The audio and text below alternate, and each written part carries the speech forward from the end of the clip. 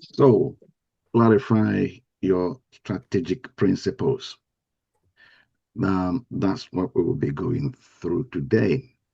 The expectation is that by the time we finish, you should be able to demonstrate responsibility for your life success. We have already been talking in these lines, and I believe that you've been getting that that's the spirit of this course. Responsibility for your life success. You know, even though I know that we use that word life success, it's not that it is the primary pursuit majority of people are going after. They don't even, I mean, in their experience in Nigeria today, I just want to survive.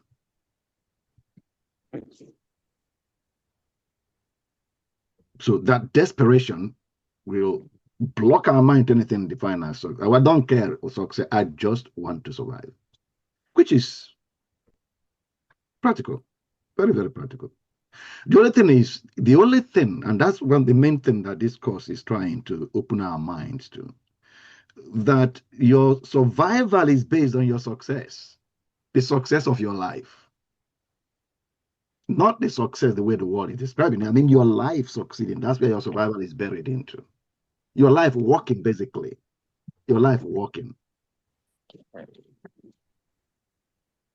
Any implement that you bought and took to your house, the survival of that thing in your house is dependent on the thing working, that gadget working. If it doesn't work as designed, it won't survive in your house. It will go into the trash bin or be put to some other ignoble use. It then has got to work. If it wants to stay in your house or stay in your possession, it has to serve you. It has to serve you for what it is designed to do for you. Whether it's your phone or your shoe or even the shirt you're wearing. Whatever it is designed for a purpose. And unless it is fulfilling that purpose, its survival is in question. So that's one of the major things we are trying to bring the reorientation of our mind to. So whatever the purpose is must be primary. People that have been devastated by floods that we just talked about, those life are indeed, some of them, their livelihood are carried away and a lot of things destroyed in our nation. We just prayed for them. Every one of them, probably, majority of them are right now in distress. So we must support in any way we can to help them survive. Really, the survival that they are in right now is to find a roof over their head, find food to put in their mouth. But that must not be the occupation of their minds and their lives. It must not be. Otherwise, they will not survive. Otherwise, they won't survive. Because each one of us is built, I'd rather to use the word self-sustaining, but that you give the wrong image when I use the word self-sustaining. But it's built a creator. A creator, it generates something, a generator. A generator. We are all wired that way. We are godlike. We are godlike.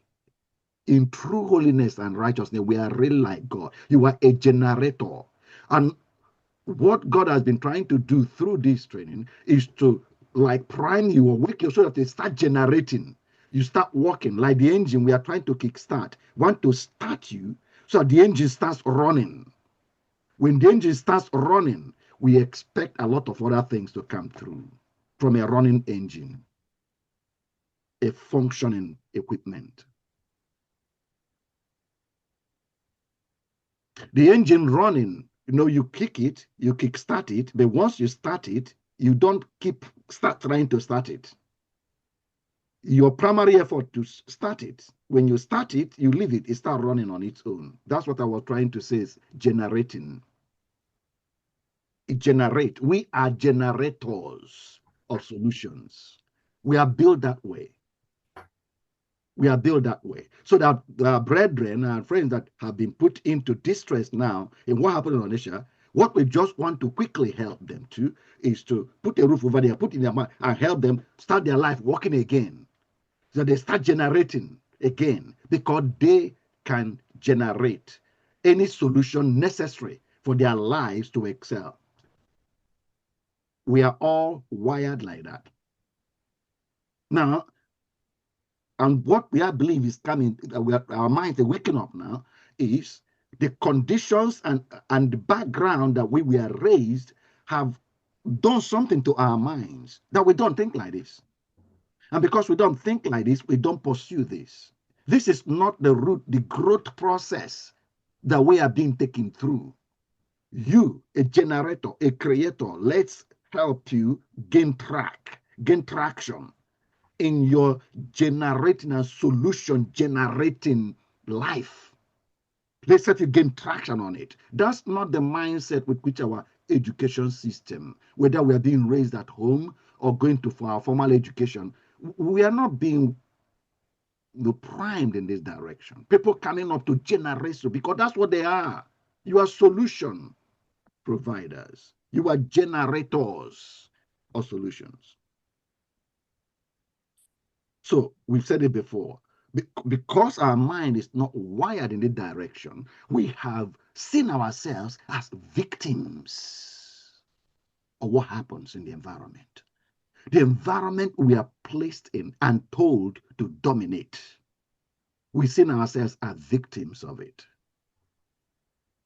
So that whatever happened in Onitsha right now, destroyed people's homes, destroyed their livelihoods, we see it, majority of them will be seen as victims, people that things have happened to.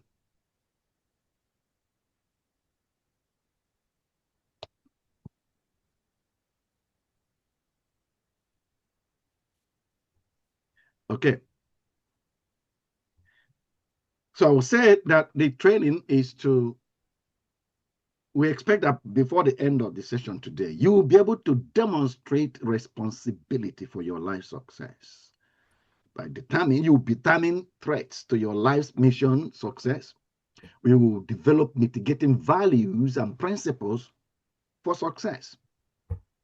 You'll be able to make impact-driven decisions guided by your principles and identify practical steps to cultivate your life principles.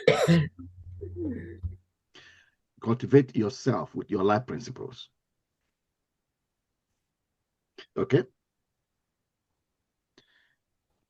Purpose, vision, mission, and values review. We have gone through these before, and I just want to quickly review it. Purpose, your why. For example, uplifting your community. And then vision. I am not enjoying what I am seeing on my screen. If you guys are not ready for this training, I will stop it. Because I allow you to put your videos off. I observe that I'm just here talking to myself. I can make videos and put it. I can make videos at my convenience and drop it on the WhatsApp group, and people can watch the videos if that's what you want to do. Because I am here, and what you don't know about Zoom is that everybody is on the front seat. So if you look away there talking to somebody, I see you doing that. Yeah, you do. Yeah, whatever you do, I'm looking at you. I'm looking at you eye to eye because I have a big screen. I'm not using my phone. I'm seeing everybody. If you scratch it, I see you. So if you put your video off, of course, I know that is a higher chance you are not here. You want to do something else. That's why you put your video off. Which is okay because you don't want to distract. But imagine when everybody is doing that. Everybody is doing it. So everybody puts their video off. They're building something. They're trying to finish something over there or going to do something over there. And I'm here talking to myself. No, I don't enjoy that. So if you're not ready, we will postpone it to when you're ready.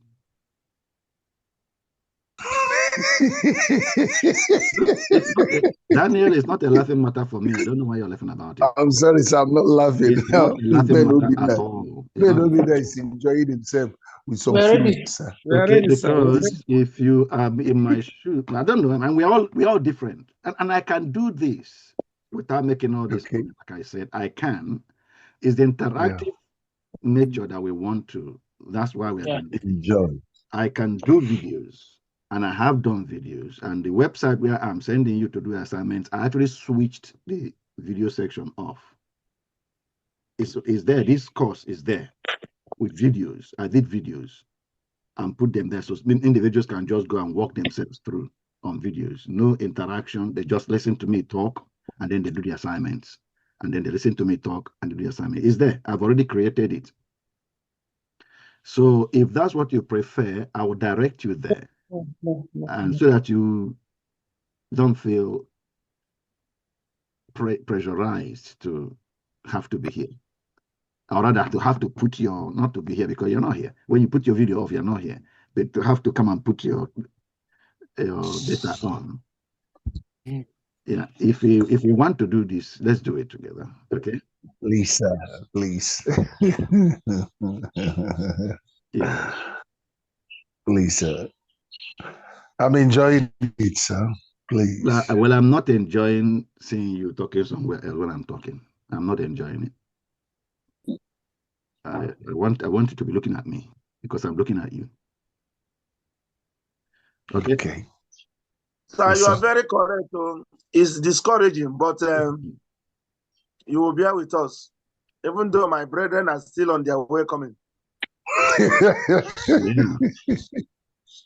Okay, let's carry on. So I said we are reviewing what we've done before, from purpose to vision. Purpose is your why. Uplifting your community, for example, might be the reason why you came. I mean, it not might be, it is. God, that's what God put you in the garden for, to walk the garden. The garden is your responsibility. And only when you get yourself engaged to walk in the garden, that's when your life feels fulfilled. So the first thing is God is trying to work on our minds, know who you are and why you are here. When your mind settles on that, why you are here. So when and your whole being get wired in that direction of improving your society, that's the reason you exist. That's the reason you exist. And if you find yourself with any talent, that's the reason you're given the talent, is to improve the society. It's not primarily to give you food to eat. That's not why you are in the garden. There is food in the garden. God knew you would need the food, so he provided it. But that's not why you are in the garden. If you're in the garden, the reason you're in the garden is clear. Walk the garden, make it better, maintain it, keep it in order. We have already identified to ourselves from scripture what that garden means is your society.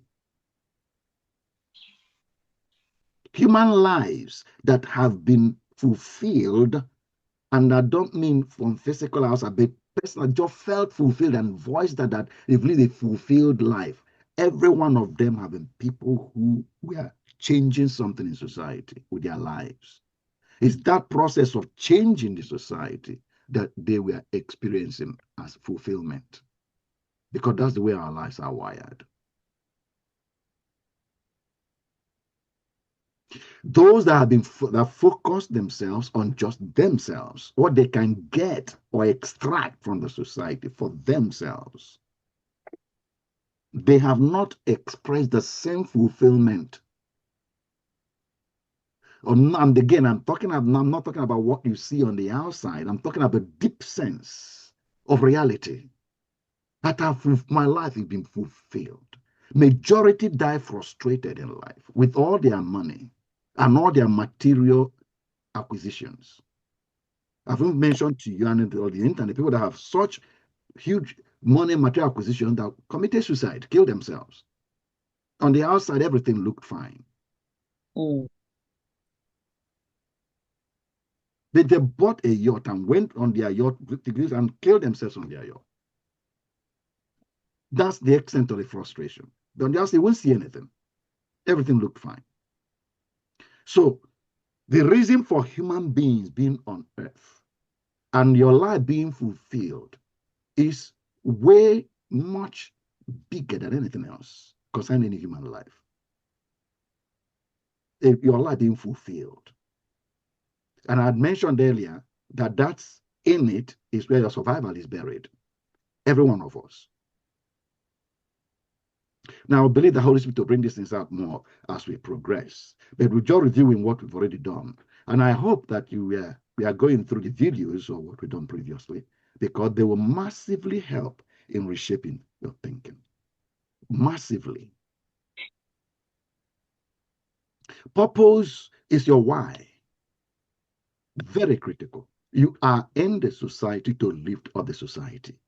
If I can say it 1,000 times, I will say it 1,000 times. You exist in the society to lift the society.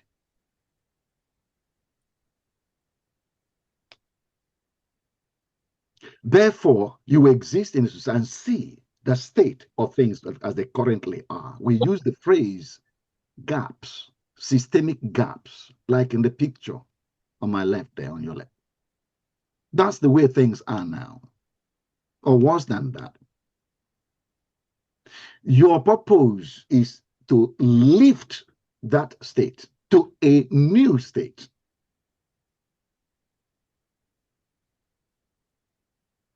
So your vision is the new state that you have conceived. You are going to lift this current situation into.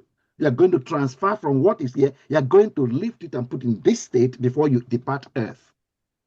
And it doesn't matter what those two pictures represent in our individual lives.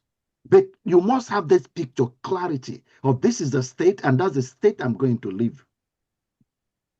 Whether it is a physical environment like that, I mean, with pictures, houses, and trees like that, or a technology. People are struggling doing certain things. Flood that is destroying Onitsha right now can be solved with technology. It can be solved with technology. And we have the capacity to come up with it. We have the capacity to solve that flood problem. It's just not developed.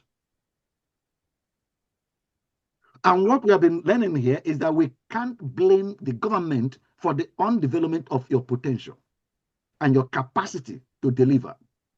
You can't blame anybody. If they did their job, they will help, but you are not born here for them to help you. You came here to produce the help that they need. So you take responsibility for your own development and bringing out, generating what you are wired with so that they have help. Purpose is the why. Vision is the picture of the what, the clear, we say, aspirational future. For example, a literate, self-reliant community at this date. That's the state I'm going to leave it at. It's there. The picture is there in your mind, clear. You painted what picture? This is the new state. This environment or this state of affairs will be in by the time I'm done. That's what my life is about. And we say the action could be, for this example, to start it, could be to host a town hall meeting and identify what the present needs are in this community. Education gaps, you can decide. So those two pictures can represent education, closing education gap. It could represent closing unemployment gap. It could represent so many things, but there are two different things, two different pictures that are clear in your mind. This is the present situation of things, and my life is going to bring it to this state. Vision as your blueprint. We say take that picture, new picture, and translate that vision into actionable priorities. For example, zero youth unemployment in our local government area. Okay? One state, and I'm going to leave it in this new state by the time I'm done. It will come down to this state. It could be as a blueprint, how you are going to make that new picture come about. That's how we ended where we are last week. We called it missions. Having established your vision, now mission is how to get to that picture. So you could now state various strategies you're going to use to create this new picture that you painted of your future. If you're an Abraham, the new picture from the state of being barren, having nothing, is the new to the state where you're father of all nations, of many nations. That's the new state you're going to be at, God says. So we said if zero unemployment can have this blueprint or strategy how to get there, prioritize vocational training, get into partnership with industries, and have mentorship programs. Each one of them is a means, strategic how to get there. So you take your vision and break it into time-bound measurable missions. So every one of those things that I just listed in the last slide can be handled for a time period. You can design that vocational training is going to be set up. But then you got that within a time period, they are going to locate industries that will get involved and then set up mentorship programs. For example, Vision 2026, that can be your commitment. Train 200 youths in tech skills via partnerships with the Lagos-based startups. So whatever and wherever that startup will come from, but that's a mission you're going to embark on. And then Mission 2027, launch a community agribusiness cooperative to create 50 jobs. These are various missions that you can handle. Mission success, for each of those missions, it demands what we call values. There are certain things that will make that mission succeed and others that will make it fail. Because coming up with, you are aware that in Nigeria and many or every other place, people are normally good in coming up with good ideas. I'm sure we have 200 million people in Nigeria today. We probably have 200 million ideas on how Nigeria should be governed. We can come up with ideas. It's implementing the idea that is the issue. And so many things are responsible for the idea not being implemented. From being ignorant, I'm the one to implement it, to not having the equipment, not equipped to implement it. When I mentioned not having the equipment, I'm thinking a lot of mine will again go outside. So, for example, this Vision 2024, 2025, whatever the year is that you put as your vision goal, it would demand, for it to succeed, we demand integrity. Yeah. If you do not transparently track project funds and report to the community, very soon scandal will come up. And when scandal come up, many other people that are trying to help me start withdrawing, and then you might get discouraged and the mission fails. So you determine that integrity is a key for me to succeed in this mission. Collaboration could be another very important aspect. I must partner with NGOs because you might find that if you don't collaborate with others, in fact, that mission is almost dead on arrival. Because as soon as we talk about reducing the unemployment in your environment, you check your pocket, there's not much in your pocket. And that would a full stop to that idea.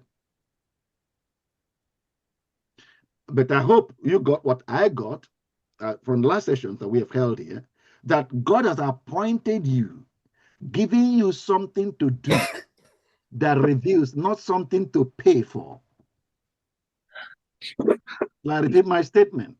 God has given each person something to do to reveal who he is, not something to pay for. In other words, God's mind is not on you paying for it. It's on you leading it to make it happen. If anything now, because he's fully aware that your mind is very soon going to be distracted to resources. Even though he put all the system together, both you, resources, the the thing that will be, I put everything was hooked together, and he put everything together and checked it out and said, very good. Everything is well arranged and everything works. And then started you. Like I said before, Kiki, just started you with his word, sent you, put you there and said, now progress, be fruitful, multiply, fill the earth, dominate it. That is begin like the engine, just started, start generating, start working. And what you've learned, and you're going to see more of it, particularly in the next workbook, is the very first, when you're starting the engine, that very first power you pick up, the very first one, as every human being, the very first one you pick up is your mental development. Yeah. That's the very first starting. When you want to start the engine, you kick it and make, and it picks up, right? That very first pick up when it starts running itself is mental development for every human. The developing capacity is there. You're wired with it, and everything was checked out, and they all work. You're supposed to be self-generating, growing. But that's a baby. You're not even thinking about what you want to go to your stomach. No, you want to put into your stomach. And we keep giving you go to 1 year, 2 years, 3 years. We now say 5 years. We start putting you in something called school, nursery, to start working on your mind. And from nursery, take you to stage, primary 1, 2, 3. Everything is just trying to start this engine. We are trying to start the engine. Where it comes up and you begin to now work on yourself to begin to grow capacity. Begin to generate solutions, grow capacity. Today, Focus was sharing his experience with us the other day. And say, even though I submitted myself to this, which all of us did, but why I mentioned Pookie, because he said, what I'm doing now has nothing to do with what I was taught in my education days. In other words, they've started this engine, and I started running myself. And I found out what I was actually supposed to be doing in life. It's not even what the engine has started. The good news that the engine has started. It's now running itself. And he was telling us that even when I was in school, I was reading all the time, beyond what I was being taught. I was reading French. They were teaching me French. That's what I registered for. But I was reading many other things. Continually reading. And his mind was developing.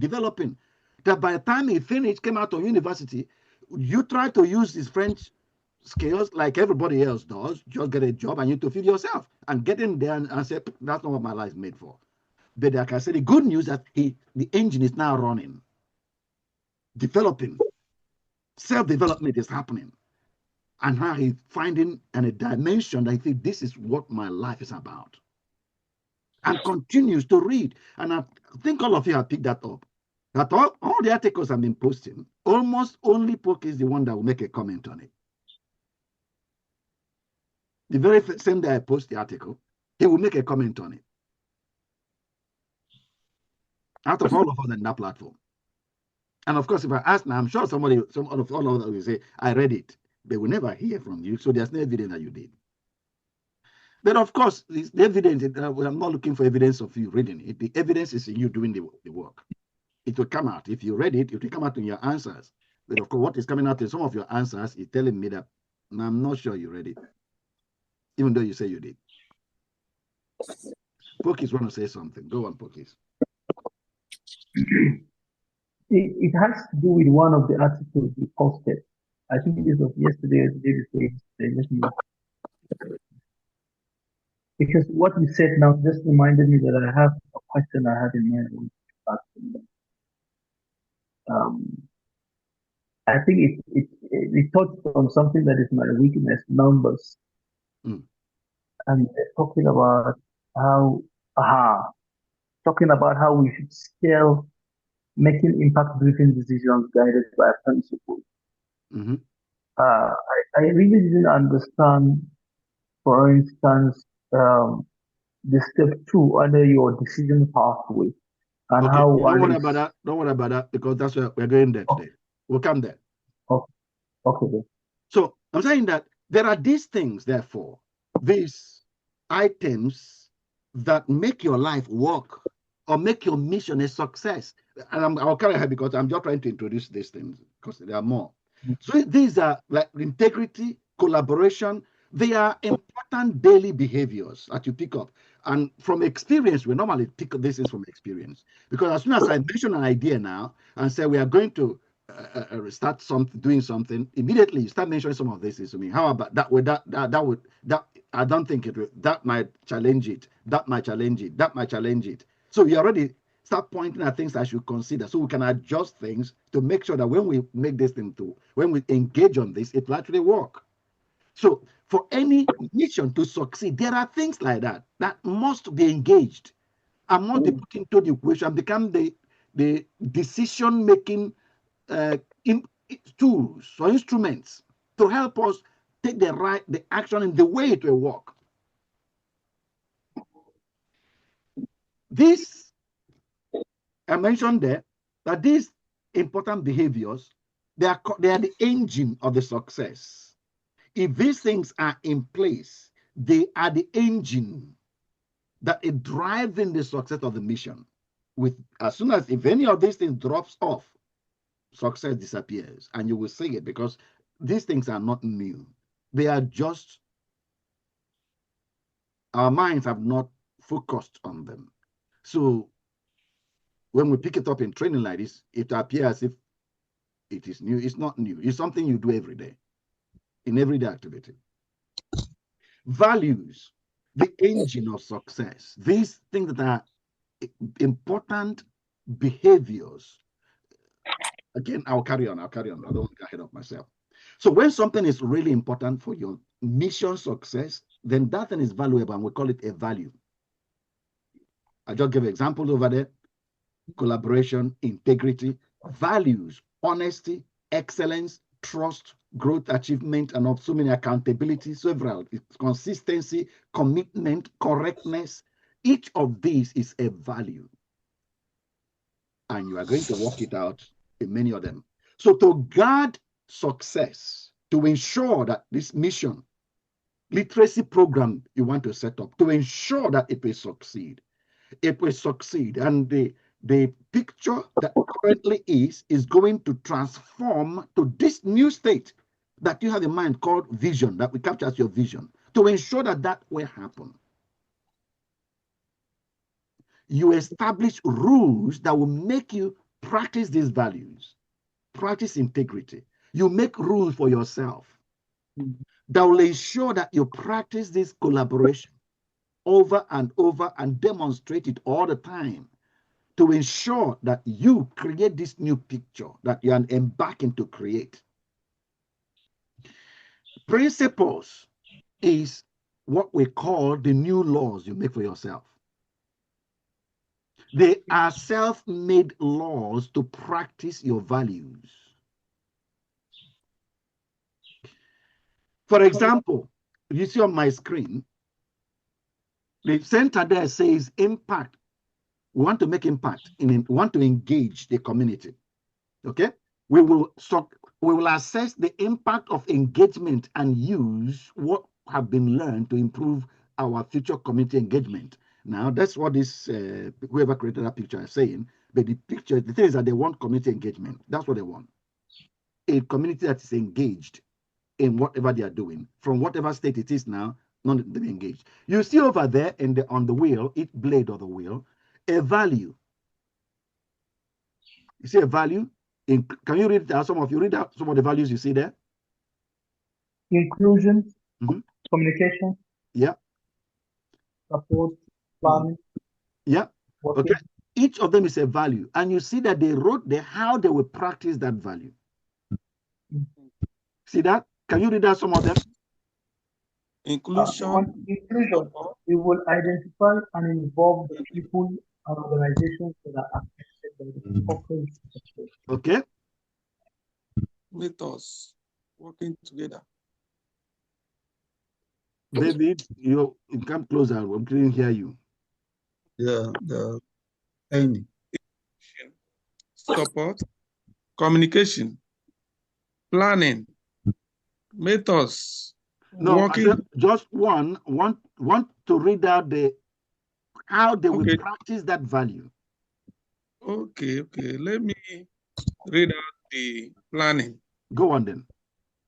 There is a clear purpose for the engagement, which is based on shared understanding of community needs and ambitions. What we are doing is better than that. What they've just done is to make a statement clarifying to themselves what planning, why they will do the planning, and what will drive them to do the planning. But well, like I said, the principles are the laws. They are laws. Like the principle of gravity is a law. It's not explaining that things fall. It's just a law. Okay. When things you throw things up, it falls down. Everything that goes, everything that goes up must come down. I mean, we use that phrase. Okay. Principle of gravity. So, I'm not. For example, a value in integrity is a value we talked about. The principle that is behind integrity that will make me practice integrity. A principle can be transparently track project funds and report to the community. This is a law I make for myself. In this mission I'm embarking on, I am going to transparently track project funds and report to the community. The community must always know for every naira, every kobo, wherever, and I'm going to make sure that when it comes in and when it goes, they will see it all the time. So it's a law I make myself. It's a law. So I write it as my principle, the principle that is going to be guiding me in this mission I'm embarking on. Another example is value. Okay, for value is collaboration. I mentioned that earlier. Again, I said, I'll partner with NGOs or local businesses and government agencies. That's how I'm going to practice this collaboration. So that's the principle that will drive me and guard my success. If you practice this all the time, there won't be scandals or accusation of scandals that disappear. You blocked it. Even if your enemy is trying to wait to use it to derail you, there's no chance. You blocked it because everything is in the public. Yeah. There won't be any issue of you crying that you can't do something, you don't have enough, because we are collaborating with people that are instruments making the engine work. Even if you are not there, the thing will be working because you are hooked up. It's not just your pocket that is supplying the resources. God can use so many other means, and you are in that mode of receiving whatever means God is sending your way. You are in the mode of doing that. So you've gathered, it's like you prepare for sustainability of your work or what you're doing by collaboration, putting the principle and make you always work in collaboration. Again, the support that you need from outside is not just money. It could be just the goodwill, that they don't block you when you want to do something because they are for you. Or they even drive up your progress because they are they are for you. They are part of, in one way or the other, collaboration is a positive thing, and all of us know that. Remember, we talked about formula for failure. And we said that Jim Rohn nailed it when he said, failure is nothing more than a few errors in judgment repeated every day. From what I just told you, what is the error about? What error in what? What judgment? What error? A few errors in judgment. Yeah. What error? What have I just said are responsible for your success? What have I, in your previous slide, what have I just said are responsible for your success?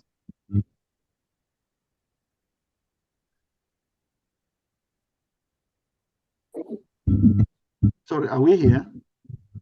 Yes, I was about to. Okay. Go on, Pokis. Yeah. Okay. So I was when you're talking about error in judgment, which is the opposite of what we have just looked at, it's for me it's like not thoughtfully deciding on what you are supposed to do every day, which speaks to a value in consistency in the right action. that is what accumulates over time. Yeah. I just told you principles, values are what is important for the success. Collaboration, integrity, honesty, whatever, all these are value. They are things that are valuable for the success. And I said principles is the way you practice the value. Yes. So if you don't practice the principle, what happens? You fail. You fail. It's as simple as that. And every failure is that's the way failure results. Every failure is a result of not practicing the principle. Go back to the last videos of other sessions. We have ironed that out. That every failure is a result of not practicing the right principle, of violating the principles of success. There was a session we spent time struggling with it to get our minds around that God did not and is not causing any failure. God is not causing any failure to punish anybody at any time. In fact, the devil is not powering any of your failures. He's not the one making anything go wrong. The only way the devil gets to do it, the only way he gets to do it to get you to violate the principle. When he said that, again, go back to the videos. You are the one in charge. It's not the devil. You are the one in charge. So the only way we can get it into fit to get you to violate the principle. It could be as easy as getting the wrong thinking in your mind. So you start making wrong judgments. Can you see that on the screen? Error of judgment. Because you are the boss. It's you that will finally dictate how this thing comes out. So if we want to destroy anything, we have to make you do it. And if anything is going to be right, it's only you that can make it go right. You are in charge.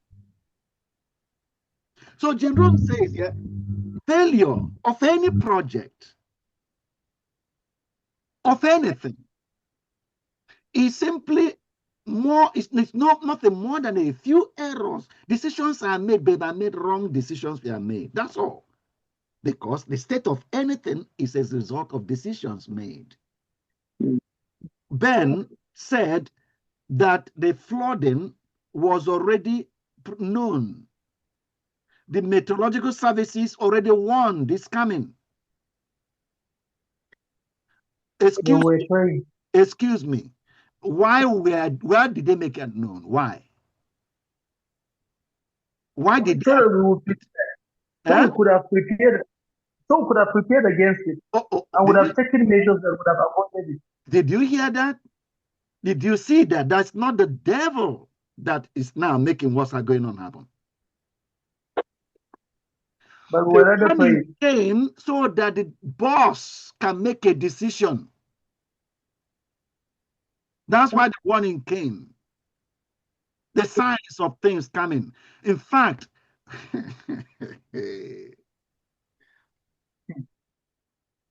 Jesus said that when the Spirit comes, he will do what? He will teach you all things. And tell you that flood is coming. It's one of them. Yeah. Jesus said the Spirit of God, he will tell you of things to come.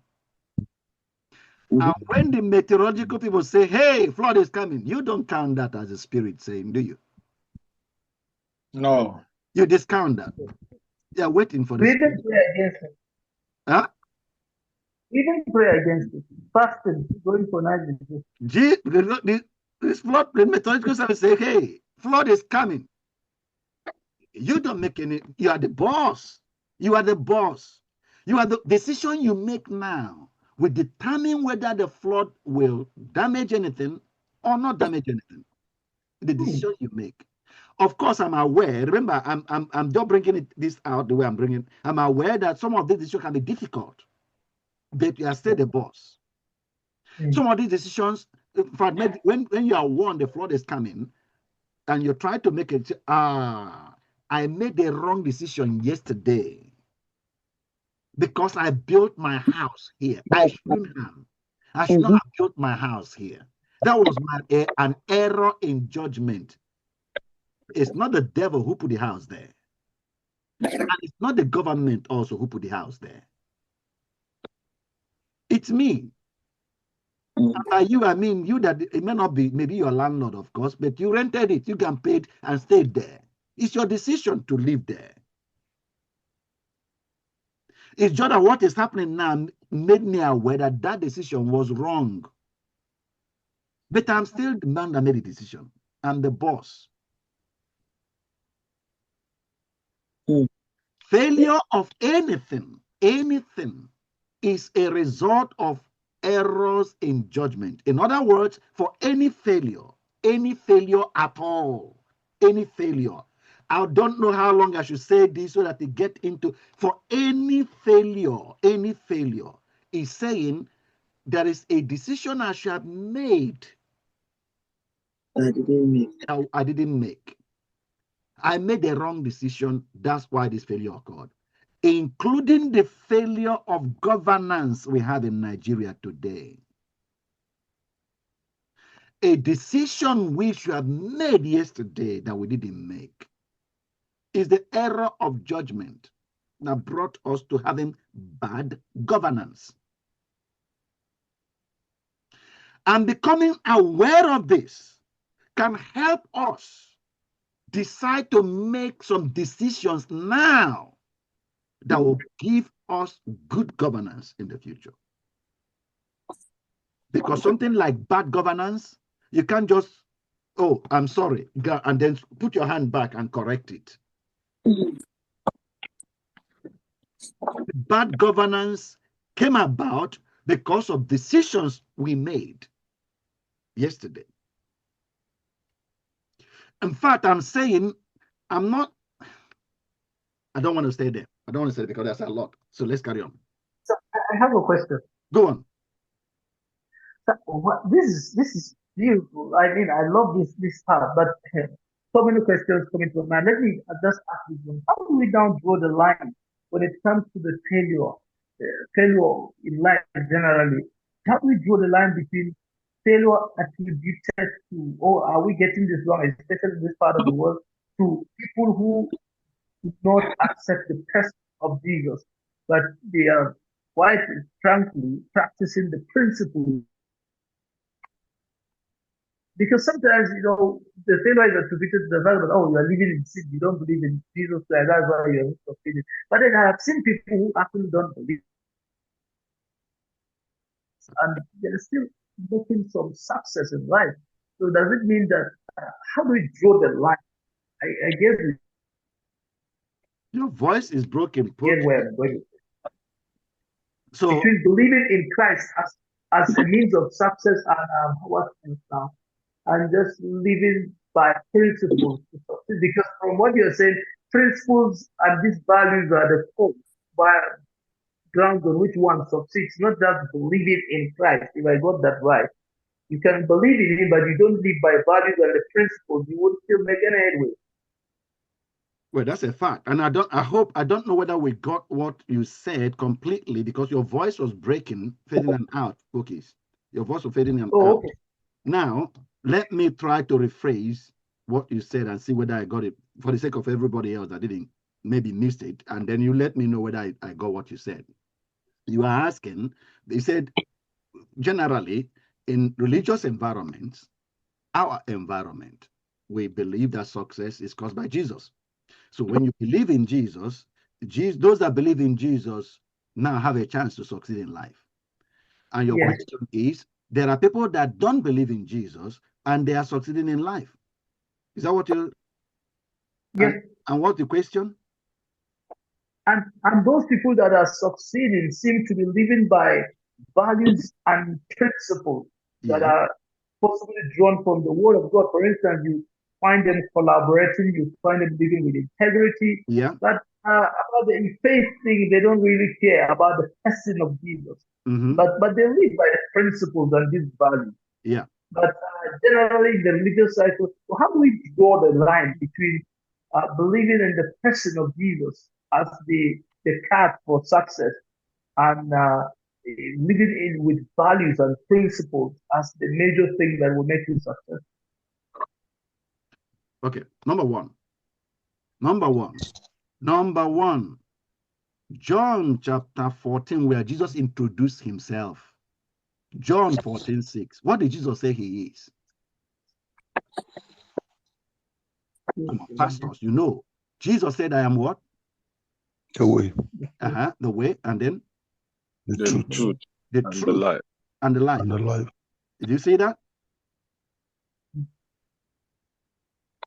So even generally, just say that Jesus is the way to success.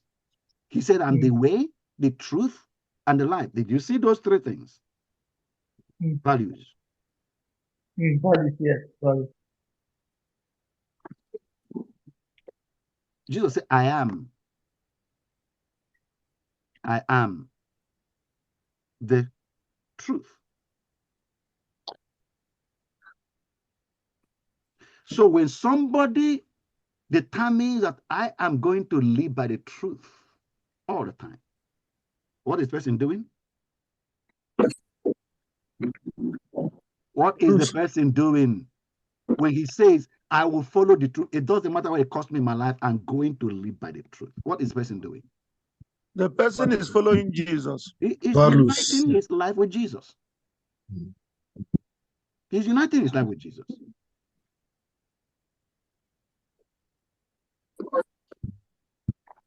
When the person feels that human life is sacrosanct, and I mean every human life is divine, and I'm going to honor every human life, what is the person doing?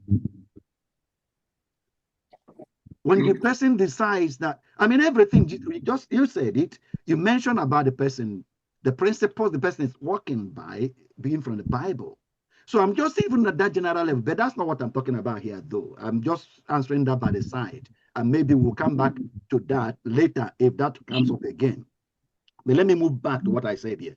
That what the statement that is on the screen is that failure comes is no more than a few errors in judgment, a wrong decision.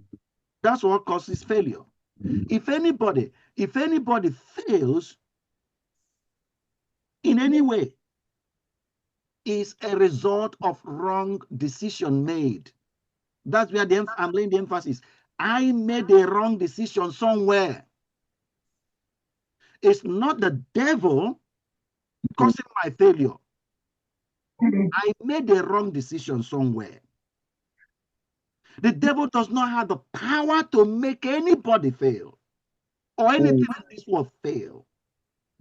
I made a wrong decision. Even those that are demon possessed, check it out. They made a wrong decision somewhere. By the time I start dabbling into occult, or by the time I start messing up with things I shouldn't, but at my decision that made me to give myself to that, and then I got hooked. The alcoholic or whatever else that somebody has got himself engaged in, or found that it anyway, whatever the thing is called failure is an error. Now, I want you to know the scripture that scripture is true that you've been reading. When God says, I place before you life and death, what did he follow it up with? Don't do what? Choose, because you have the power to choose, and it's your choice that overrules everything else. Whatever you choose is binding. Whatever you choose it. So error in judgment is what brings about failure. And then we said, translate that. That Jim Rose, you don't fail in life. That's what we talked about last time. You accumulate bad coding. coding of the mind. The person you describe as a failure. No, nobody is a failure. It's not even possible. It's not possible for anybody to be a failure. Because godlike. It's godlike. He just had wrong code installed in the hardware. And that code is running and creating unwanted results. That's all. You have a computer. I have my computer here. My computer that I'm using for this training is good. It's a good computer. I bought it for video editing. So it has some power in it. I have PowerPoint installed in this computer. The PowerPoint is a coding. Yeah? I don't know. I hope I'm coming. I need to get. Yes. Well, getting. Yes. I have Excel. Excel. You know Excel? Yeah. Mm-hmm. Yes. Yeah. I have Excel installed on this computer. I have Word, Microsoft Word also installed. So I have various codes installed on this computer. Now imagine that you are asking me, please, what is I'm starting my Microsoft Word now. That's a coding. This is Microsoft Word, and I'll start a blank sheet. Okay, that's a blank sheet of Microsoft Word. And now you ask me, sorry, Excel spreadsheet. No, Excel spreadsheet is also a coding, right? Mm-hmm. With Excel spreadsheet, you can tell me to calculate for me quickly, please. 205 minus 3 minus 30 plus 15 to the power 2. Do it quickly. From Excel, we do it because Excel. And then you tell me to do that, and I open Microsoft Word. And you tell me to do, and I type 205. He said, what, minus 30? And he said, press enter. I press enter. He tell me, what result you get? I said, nothing. He said, 205 minus 30, press enter. I do it again. 205 minus 30. Press enter. I press enter. What the result? I said, nothing. Then we conclude the computer has failed. Do you agree? No. Why? It's not giving us the result we almost know. All of us can even work it in our head. And this computer can't even do that simple maths. Mm-hmm. Do you agree? Because they're using the wrong code. Oh, the wrong coding. Wrong coding is what failed. The computer is perfectly fine. You are using the wrong coding for the solution you are looking for. Wrong code. Error in judgment. That what is giving you not the result you desire.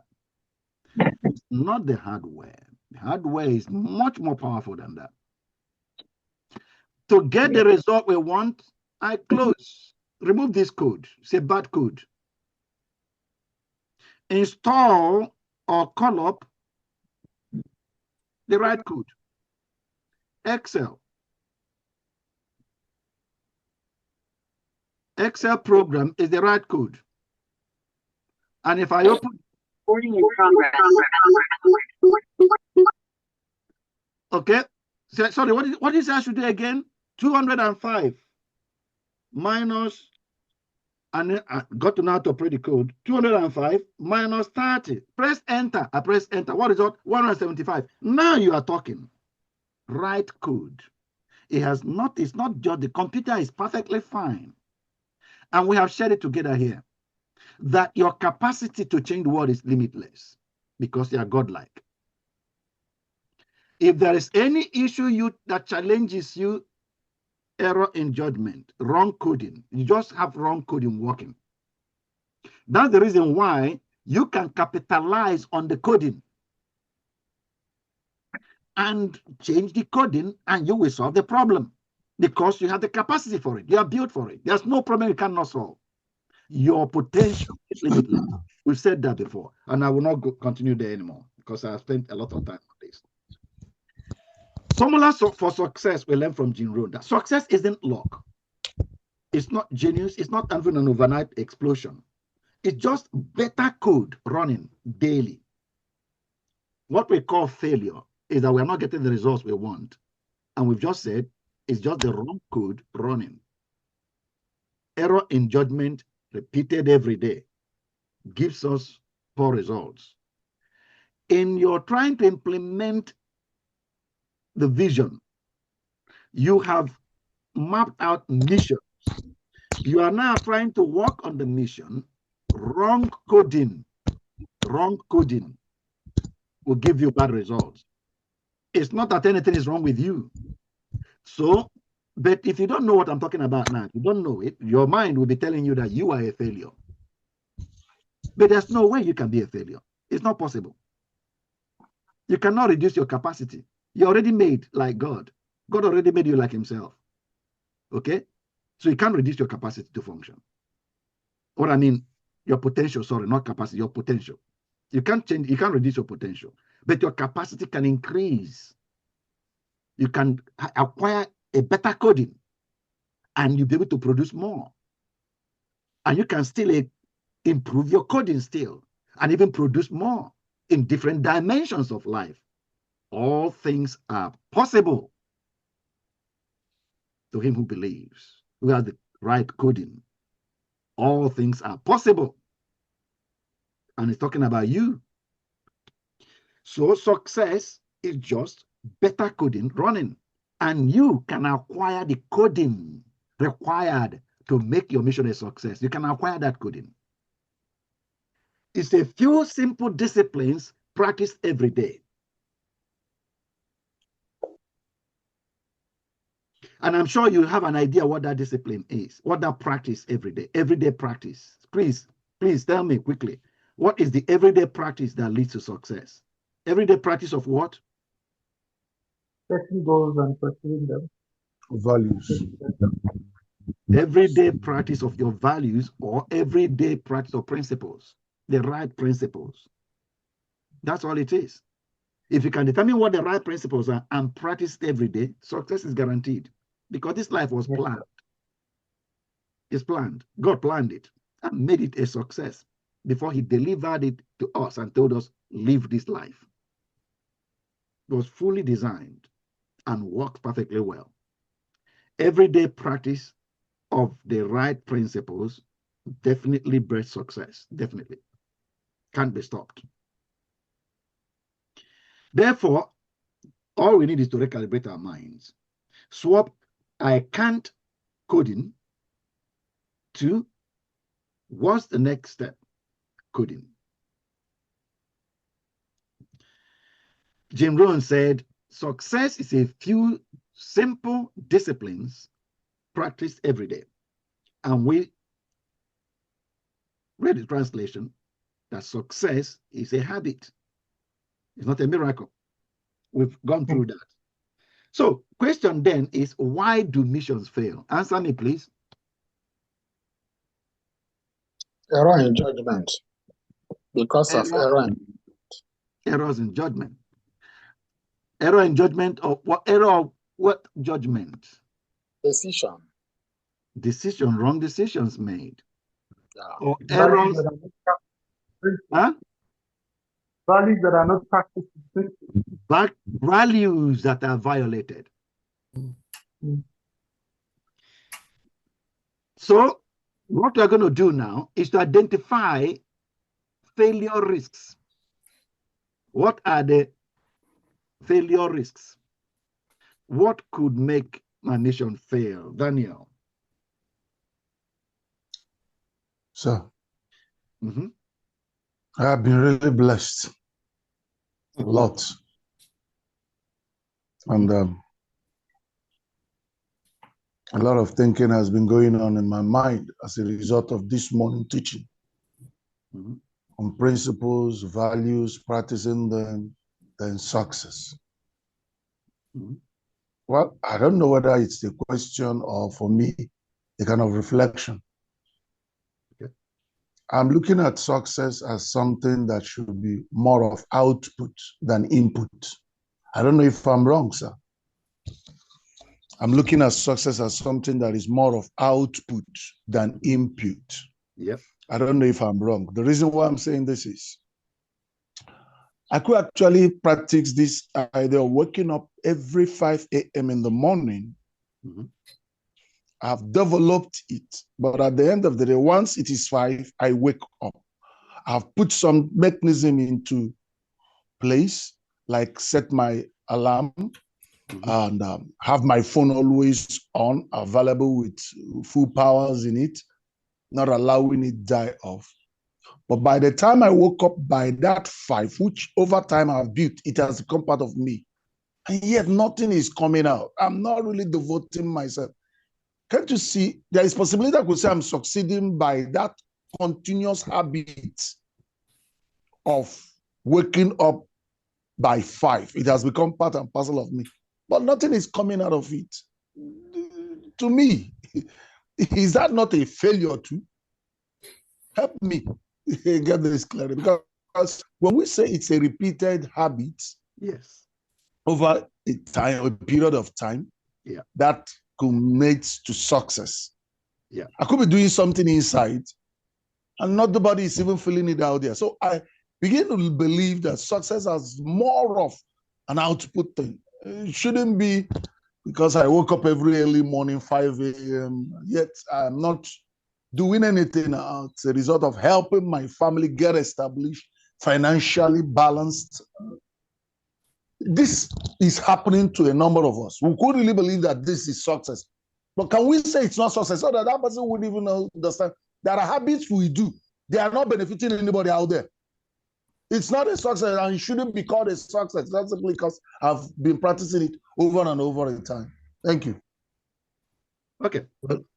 I know where I think I have an idea where your question, which the question I think is good. It's a good question, by the way, because and it is good you brought it up because some of us take pride in telling us how many hours they pray. Yes. The Bible they've read. And hours of reading Bible. Hours of reading the Bible, and hours of prayer, and how many church services they hold in a week. And good. Something as how programs. How much your congregation is. The same thing as how big your congregation is. So many other indices that we use to describe success. Question is success at what? Your success simply means I achieved my goal. What is the goal? No, yeah. So if the goal is wake up by 5 o'clock every day, if that's your goal, and you now have trained yourself, you're doing it, haven't you succeeded? Well, yes, you have succeeded. If that is the goal, you succeeded. It depends on what your goal is. That's why I'm having a problem. I don't want to call it a success. Because that was your goal. That was your goal. You have another goal. What you're describing to us when you're asking a question, it's a different goal. A different goal to change something outside, to walk your garden is a goal. Not different goal from waking up by 5 a.m. So to achieve a transformation of your society, that's why I said paint the picture. You saw the picture the society is now? And then I showed you vision, the vision. Can you see the reason for vision? What is your vision? If you paint the vision and not, you see, for you, Daniel, talking to me, it appears to me that your vision is a changed society. But for another person, he sees himself sleeping, waking up by 12, and he paints a picture of him waking up by 5. So now somebody prides himself. That's his vision. Somebody prides himself in telling the truth, sir. Always he's a truthful person. Somebody prides himself in being a truthful person, but he has no output in the society. No way, he just Daniel. Telling everybody. No, Daniel, listen. If he has been struggling, now listen. No, listen. No, it's important. Listen. If he has been struggling to tell the truth, every time he wants to, little pressure, he keeps in and lies. If that is his problem, And he says a goal that I will now tell the truth no matter what. And then he keeps, and now he's now doing it consistently. Can't you clap for him that he has succeeded? Yeah, at least make progress in that area. He made progress. He's now telling the truth. That's his goal, and he has achieved it. Now he needs to be told that that's not all. That's not what the purpose of life. The purpose of life, that is a tool for actually fulfilling his journey. The person can't get to the motor park. He can't, doesn't even know how to get to the motor park. And you want him to go to Lagos. But each time he gets up from your house, he starts going in the opposite direction. Now he manages to now find a way to his motor park. Hasn't he succeeded? Yes, he's made a success because that was the first goal, to get to the motor park, to get there. Now he can get to the motor park. He could now successfully get to the motor park. He can do that successfully. You need to clap for him and tell him now that to go to the motor park, the next milestone is to enter the bus. If you can enter the right bus, not just any bus, because if you enter the bus going to Kano, but you actually want him to go to Lagos. So again, a little milestone, if he can get to the motor park and enter the right bus, that's another success. The bus now takes him to Lagos. Daniel.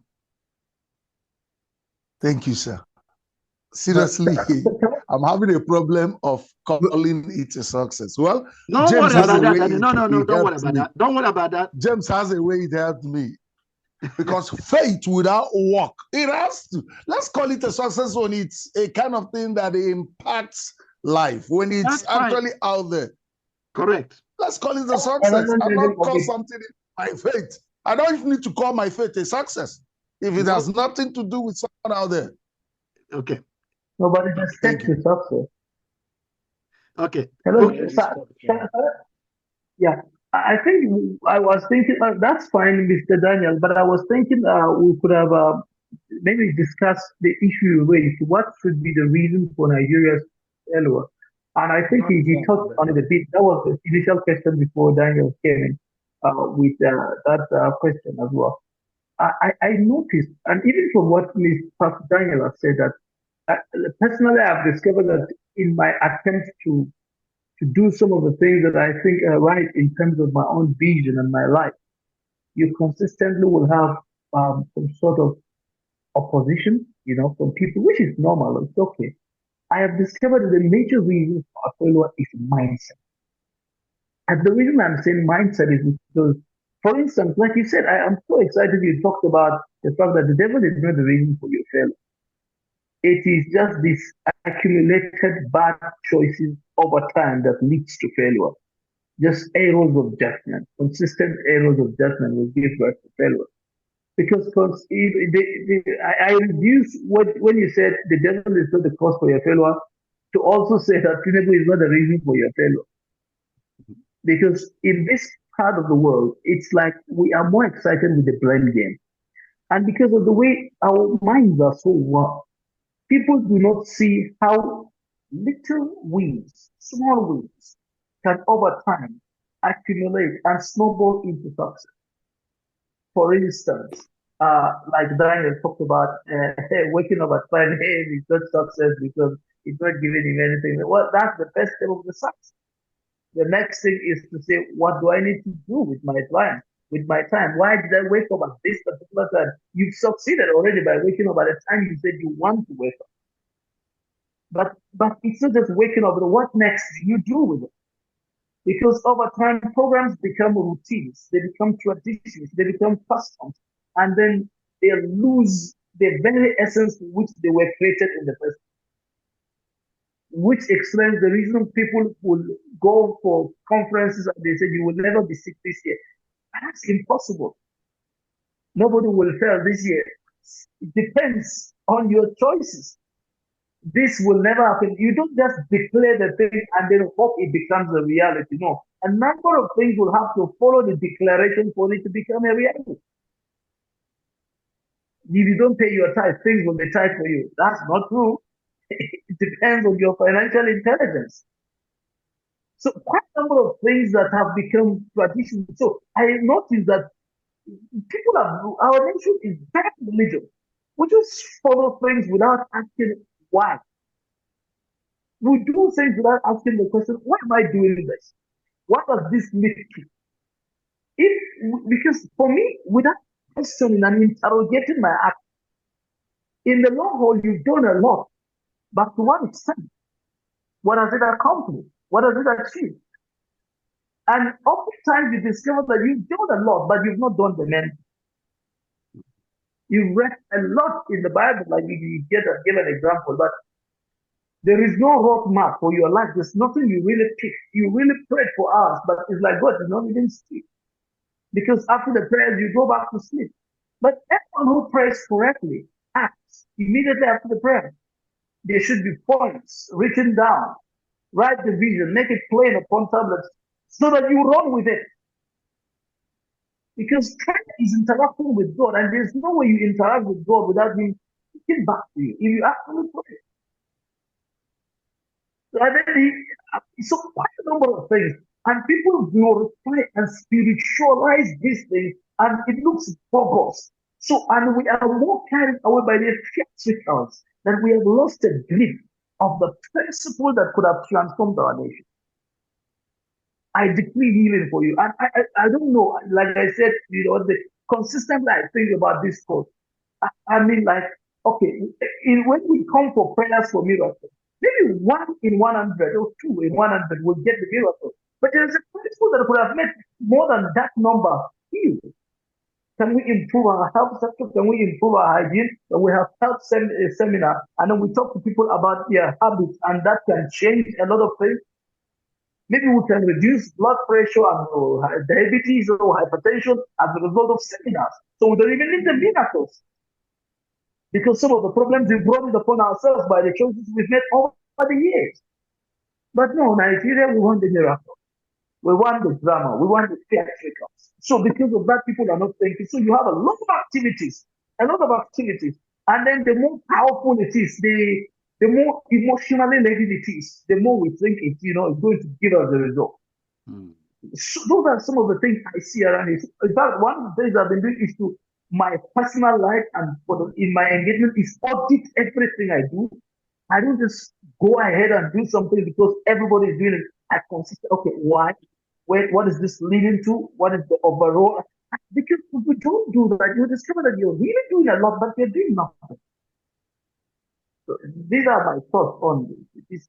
I did find this a lot, especially in our country and our country. Okay, thank you for that submission.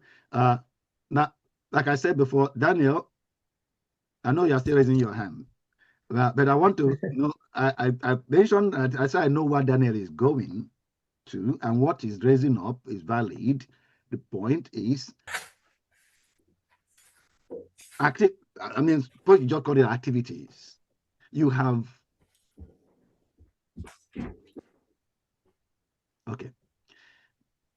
I think why Daniel is raising the point he's raising is to help address minds that the success we are talking about is not. And I try to agree with, first of all, say that there are steps to the bigger goal. But people have taken the little, what should be a step to a bigger goal, and made it the end goal. That's what Daniel is pointing at. They have been, and because they have platforms, they have been propagating it as the end goal because they have the platform too. So they succeed in reading the Bible. They begin to tell everybody that reading the Bible is that's what life is about. It's the success. It's now very, very successful in reading your Bible. So that's what I think as a pastor, because he has a pastors have pulpits and they can do that. And many people will think that's what life is about. I think, Daniel, that's why you are raising what you're raising. That's the thing. Yeah. That's the thing, sir. Yeah. That's why we have all sort of, I don't know, unproductive believers. Yeah. Imagine a believer, Owen, sir. Yeah. He's a good prayer warrior. Then do we call that a success? No, it's not. But Daniel, it's not here. I'm sure you know what we mean by success here. When we say success, then we started this thing by saying destiny. No. Your life is the idea of practicing They already are practicing integrity or sincerity or being truthful. Yes. We have said it's a success, and that's what we preach on our pulpit. Lazarus went to heaven, even though he was poor on earth, wasn't productive here. He went to heaven. That's the end point. That's what we want. That's what it should be. So our society keep looking the way it is today. Yeah. Okay. But we are now understanding what the integrity.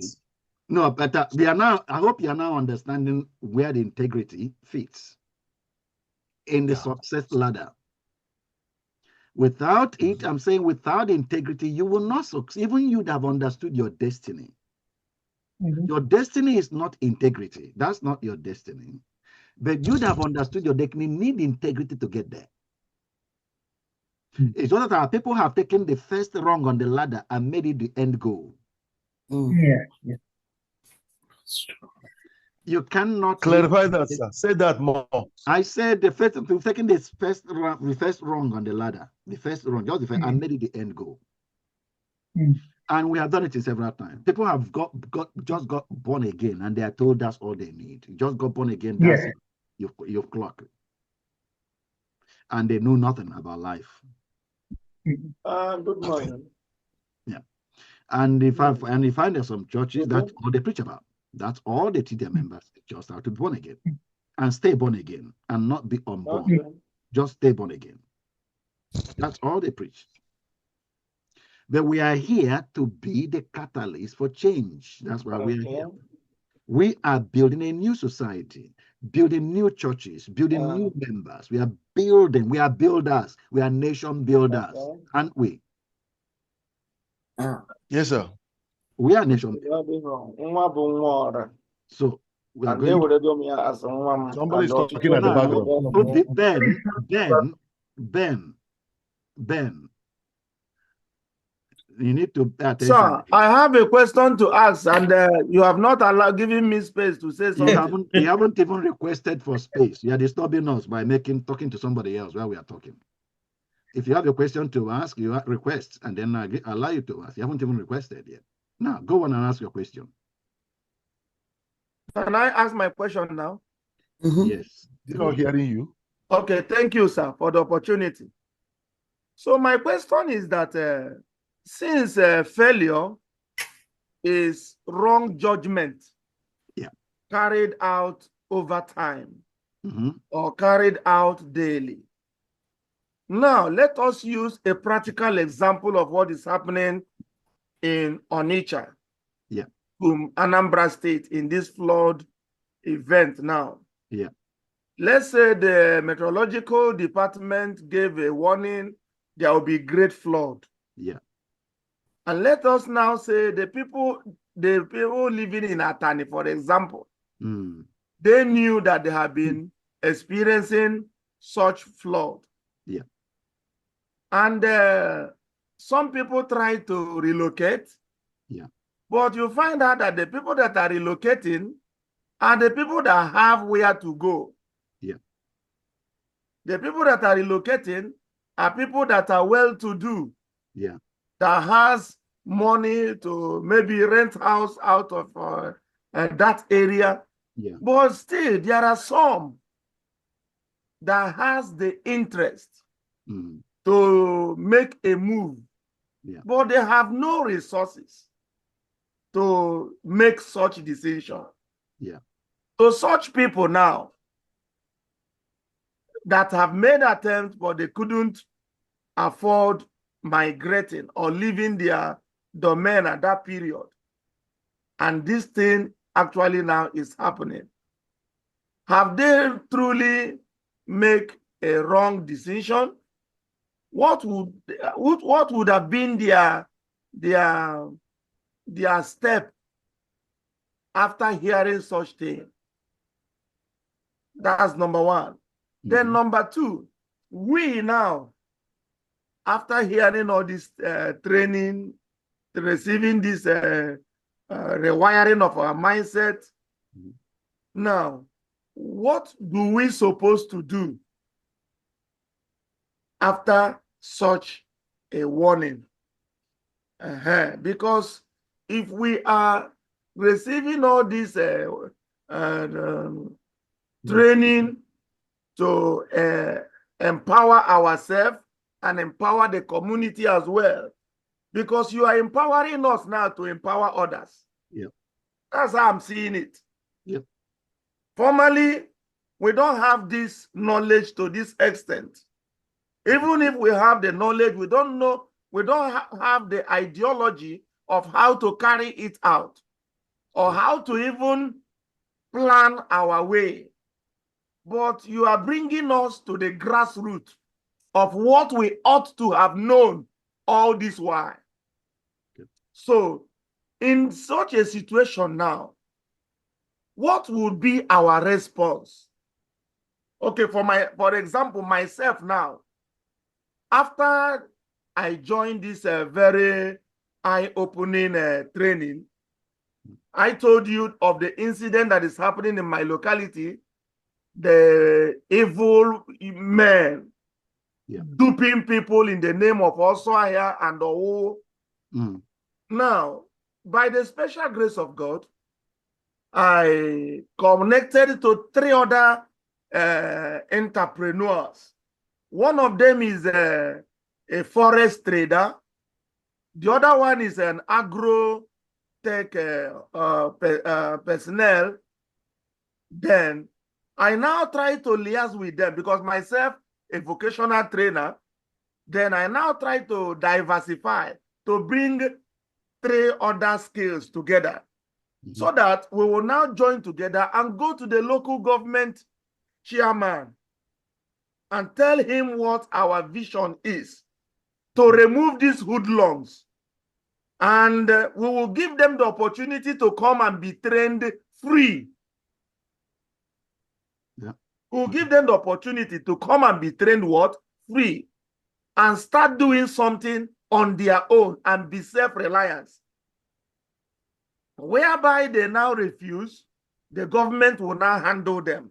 That's the area we need the government to use their power. The local government chairman to use his power as the mayor of Onitsha South and then deal with them decisively. But before then, we are now I am organizing these people and putting things in place. Okay, in this case of flood now, we had the warning. What do you advise me now or us in Onitsha? When such a warning comes up, what do you advise us to do? Number one, we don't even know the people that are willing to leave their place. Okay, we may start announcing, leave your place, so leave your place, so flood will come. Oh. Nobody really know the day the flood will come. And the people, because of the level of poverty in this part of the world, my mentor, my teacher, my lecturer, sir, this place, people are suffering, honestly. People are suffering in this Anambra state. In this Onitsha, people are suffering. To eat, I want to be honest with you, to eat 3 times a day is very, very difficult. It's only the well-to-do businessmen they are enjoying. But the people that are not in that class, they are suffering, honestly. So, and in this situation, that is why when I normally keep quiet. My keeping quiet is not that I don't know what to say or how to say it. But when I view the situations around here, because it's very easy to give out a direction. But when it comes to the practical reality, you find out that those directions has some clinch. Those directions has some constraint because of the incidents that are on ground. Honestly, incidents that are on ground. Here in Onitsha, God will help us. Honestly, because, okay, take for example, this very training and teaching and mentorship is really rewiring my own personal mindset. I have now begun to believe that let me start the little way I can. That's how I take it. That even if I couldn't conquer all of them, let me make an impact. That is how I have wired it to. You understand? Now, this defecation and urinating all over the places. Now, I hope we know that we are still having our class session. Yeah, by the special grace of God. If you ask your and question, my question now is, this flood issue that has been announced, how can we go up? How can we, after receiving this training, go about it when such a thing come up? Let me go straight. That's my question. Okay. The flood that you just described is one of the weeds in the garden. The flood situation you described. Everything that we can pick up today as bad in society, they are the reason why we are in the society. God put us there. And what I have tried to do here is to simply wake our minds up to our role in society. So whereas before, when we hear about the situation you described and feel, well, there's nothing I can do. I can't do anything about it, and just brush it off our minds. And thank God it didn't touch me. I mean, since I'm okay, just everybody fend for yourself. Whereas that's the attitude we used to function with before. We are being woken up to the fact that you are in society to alter society. And we have tried to bring to our attention previously that the manufacturer that manufactures an equipment normally manufactures an equipment to work. And after manufacturing it, tests it. And if everything works fine, then he puts a certificate on it and said, works well, and then puts it out in the market. And quite often put their name on the certificate. If you have any problem with this product, come back to me. That's my number. The product should work. It's tested and it's guaranteed to work for 3 years without breakdown. If it breaks down within 3 years, I'll replace it completely, no charge. That's the kind of guarantee a manufacturer gives. And in fact, just to certify that the equipment works. So the first thing that this training is trying to wake your mind up is you are put in the environment of your capacity to resolve issues. You are put in an environment because you are equipped, you are wired, and you have the potential is limitless that can come out of you to deal with issues. So if you get woken up to that, and this morning, today, we started this training, I started talking about you, kickstarting you as an engine. We kickstart you, and you start running. Your system starts running. And I did mention earlier, I said at the very first running of your system, very first way you know that the human system is now running, when the person is by himself addressing his development. That's when the human system is now self-running. You know, we don't use that. I don't even know whether you've used that before to measure human development. But when somebody is now self-developing, self-education is now a lifestyle for the person, that's when the human being is now running. Because if he is self-educating and self-developing, oh, nothing impossible. The God is now put into action. You know, nuclear energy.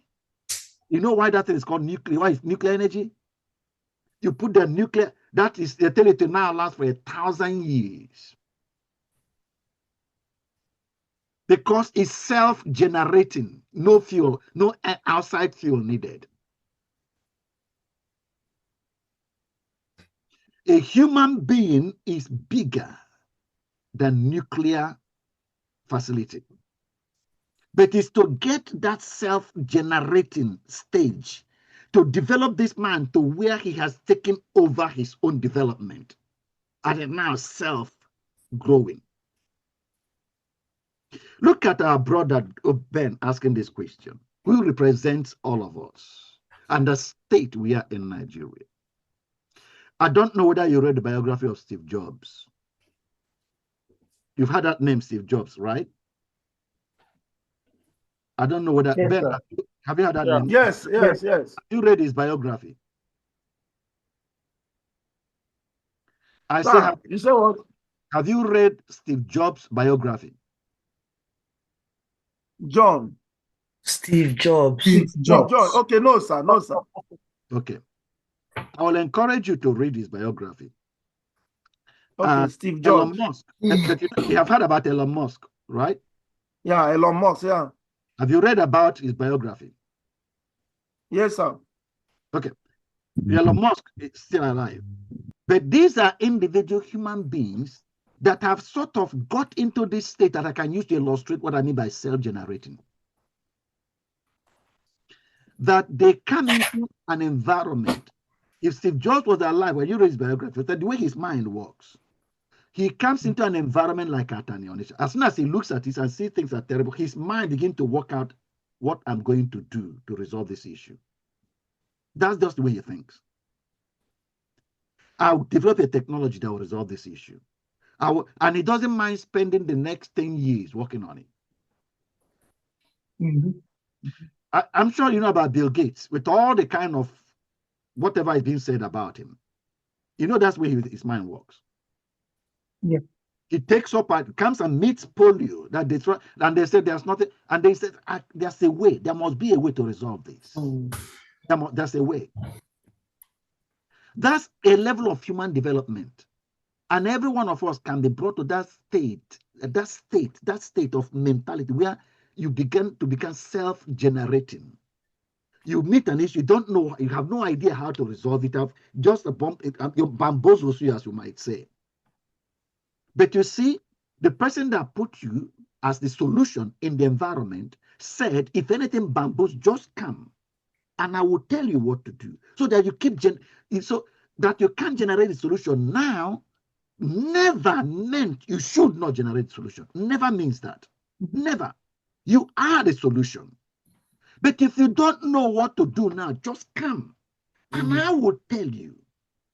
Means if you don't have the idea now, be fully convinced that you will get the idea. And seek to get the idea. Seek to get it because you will get it. I hear you, sir. That's the way your whole system is wired. And I told you before the devil will succeed in making you fail, he has to shut that curiosity down. He has to shut it down inside you. And find a way to switch your mind to off mode. Switch it off by telling you there's nothing you can't do anything about this. Or it's your ancestors that killed somebody and then did this to you, so you can't.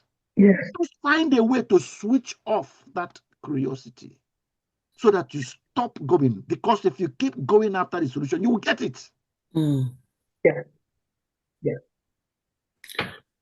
What's happening? You do what you said you've done now. You seem to be primed, and you say, okay, I'll start even small. I'll start something. The only way the devil could stop you resolving this issue is by doing something to make you stop pursuing. When you can't just start this thing now, start this one, and just find a way to shut you down. You just stop pursuing. Because if you keep pursuing, it will never remain small. That one I can guarantee you. And it's not me guaranteeing you. Jesus can guarantee you that. He said the kingdom of God starts like a mustard seed. But it never remains a mustard seed. Never. It never remains a mustard seed. But it starts that way. So the problem of Atani, all those areas you're describing, they are the current state of our garden. And we can resolve it. may not know how now, but we can, and we can find out how. Oh, yes.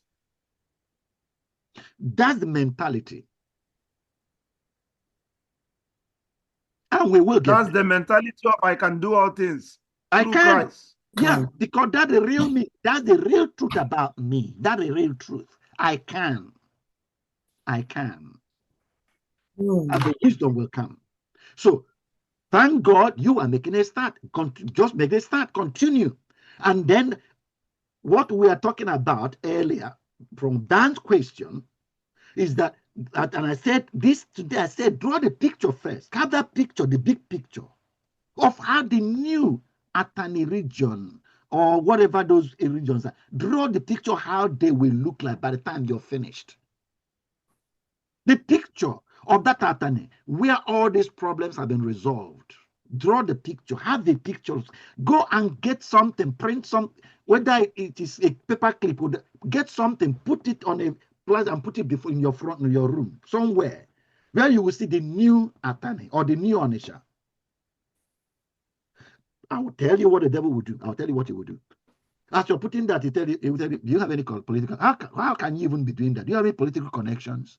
You're not even a governor. How can you say you will do that? How can you? That's the kind of thing you want to inject into your mind, to switch that mind off, that engine, to switch it off, so that you stop thinking. You agree that you can't do, even though you saw your picture in the scripture telling you can. Draw the picture, draw the picture, draw the picture, have the picture.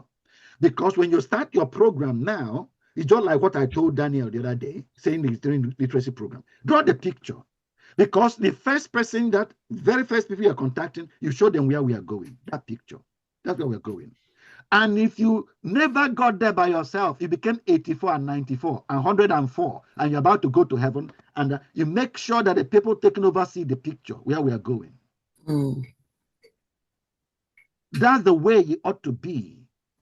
And I said to you, this is what this one I'm describing now is a decision our grandfathers ought to have made and had the picture in mind and handed it down before us. They didn't make that decision. That was an error in judgment. That was an error in judgment. And now we're experiencing that decision made. If they showed us that picture and all of us are going towards that picture, because the flooding you are saying didn't happen. This is not the first time it's happening. In fact, it's not this decade is not the first time it's happening. But there was nothing in other places. There was no picture where we are going. So we are doing nothing to get anywhere. So have the picture. And what we are doing this morning is, when you have such a picture, to get there, successfully get there, you need steps. And that's what Daniel was pulling, what he was saying earlier, and I commented on that we have, because we don't have that picture, you see, we have no picture where we are going. So some of us, I mean the Christian circles now, that know that this truth is important. Honesty is important, but they don't know where it was supposed to take us to. Why we need to be honest. They don't know why. Where we are going to. Why we need honesty. There was no picture where we are going to. So they made honesty the end goal. And they made Bible reading the end goal, because they don't know where we are trying to get to, why we need our minds or wire with the truth of the Bible. So as to think in a certain way to get there. There was no picture where we are going except heaven.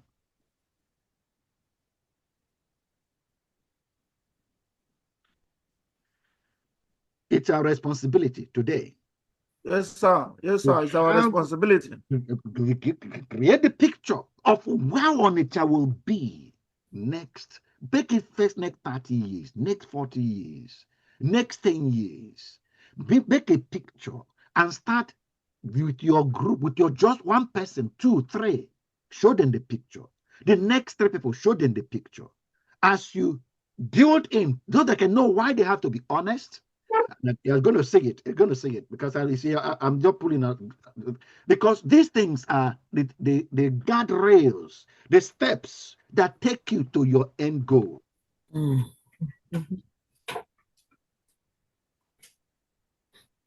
We're not being truthful because we don't want God to be mad at me if I am not truthful. We're not being truthful for God. You're not being truthful for God. He doesn't. You're not being truthful for Him. Anything He tells us to do here is for us, for myself, for my life to work. Mm. I'm not reading the Bible for God. But let me carry on now. So I said, identify failure risk in 2 steps. First is general risks. Okay? We are looking at things that might make me not get to that picture that I've drawn, that end goal, that vision. And I said there are things that will make you not that may derail you from getting there. There are universal failure causes, and if get information online, what makes a mission fail? Then there are people that may have been engaged in this journey you have put yourself to. Find out from them what are the difficulties that they face, that people normally face in this dimension. Whether it is a literacy program, what are the difficulties people normally face in literacy programs? Or if it is in employment issue, you want to detect a result to change the equation of youth employment in this vicinity. People that have tried to resolve unemployment issue before, what are some difficulties they've normally faced? For not even difficulty, risks of failure, challenges they've experienced. So I said, these are general things, or call them external things. They're external to you. There are things that happen outside of you. And then there are personal risks. Okay? Note your own unique weaknesses. The skills that you need that you don't have. Those are things that could make the thing fail. Harmful habits, the old coding you have that is dangerous and will not allow you to reach your goal. All these things can undermine your mission. So you're going to do an exercise. Find what holds you back. What holds you back? I don't know. What are these pictures telling you? You see that horse? What do you think? Can somebody read out that thing on that picture? Sometimes the thing that is holding you back is all in your head. What is that picture trying to communicate? Can I still talk? No, let me hear another person. Sometimes the things that are holding you back is all in your head. What is that picture saying? What is it communicating? The picture here is showing that this seat, this plastic seat here, is too small to hold back this donkey. But for the fact that he has the mindset that there is a cord, that is a rope that is holding him, tying him to a particular confinement. He now have that mental picture that he has been limited. But if he can look beyond the rope and see that this little plastic chair cannot actually hold him so firm from moving, he can move from this very point. Yeah. Yeah. So there are things, and we have said, have I said it? I don't know what I have. I think we have some time ago. 80% of what will make your mission fail, 80% of them is like that over there. It's not all these external things I thought about. So people will tell you their own experiences, what they've had, the challenges they've faced. Okay, maybe a challenge of resources, a challenge of anything else outside. But 80% of what will make you not reach the goal of your mission to succeed are in your head.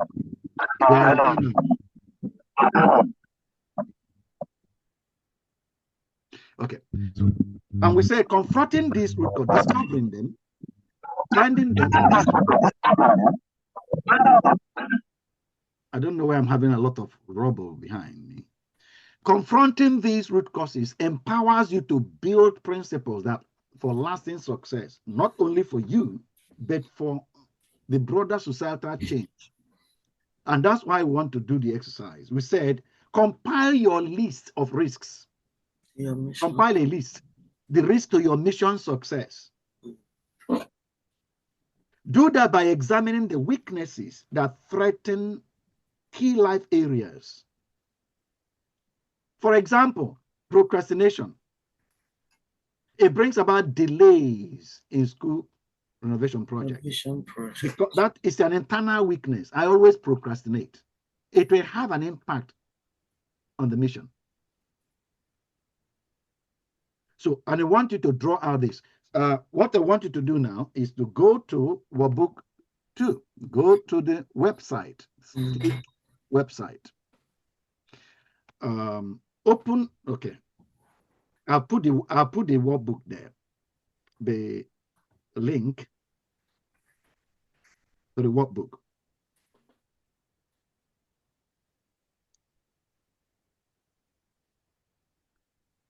So if you can access it now, do and work on it. If you can't, have your notebook. We're going to work through it together. I'm going to open it here.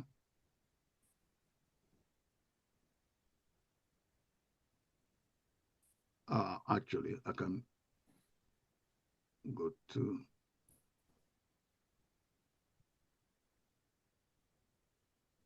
So if you can, if you log in, you will see the...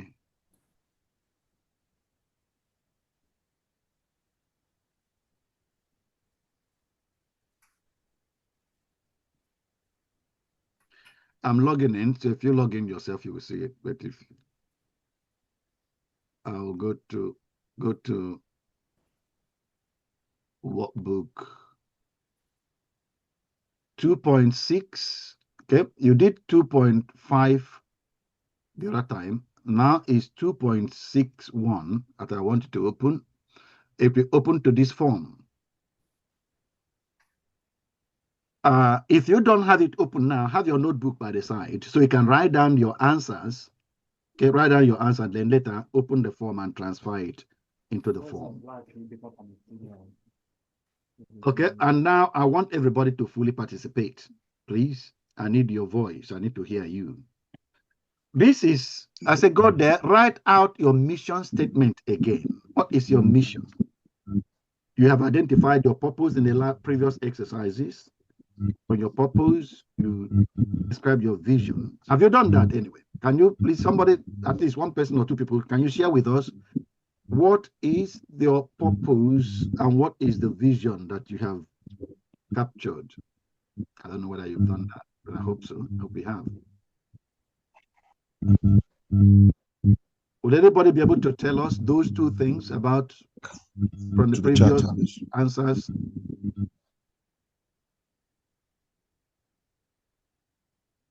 In what book?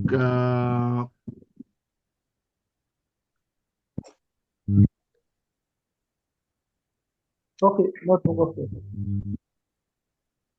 Sorry, are you talking cookies? Yes, I thought you put the link in the chat. Okay, yeah, I thought no, you no, put the I link did in not the put the link in the chat. I said go to the okay, I will drop the link in the chat. But I didn't put it there. I said I have it is on the website, and I said open it from the website. Okay, we can do that.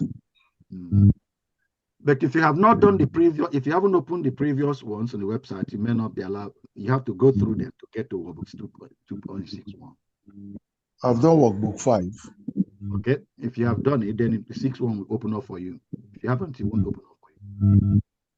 And that's why I said, I like the link, sir. If it doesn't open up for you, you have to do the answers, write it on your paper, and then get to it later.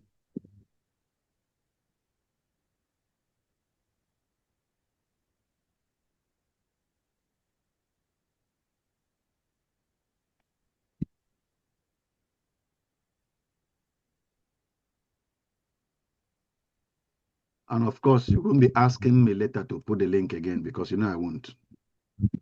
Mm. Yeah.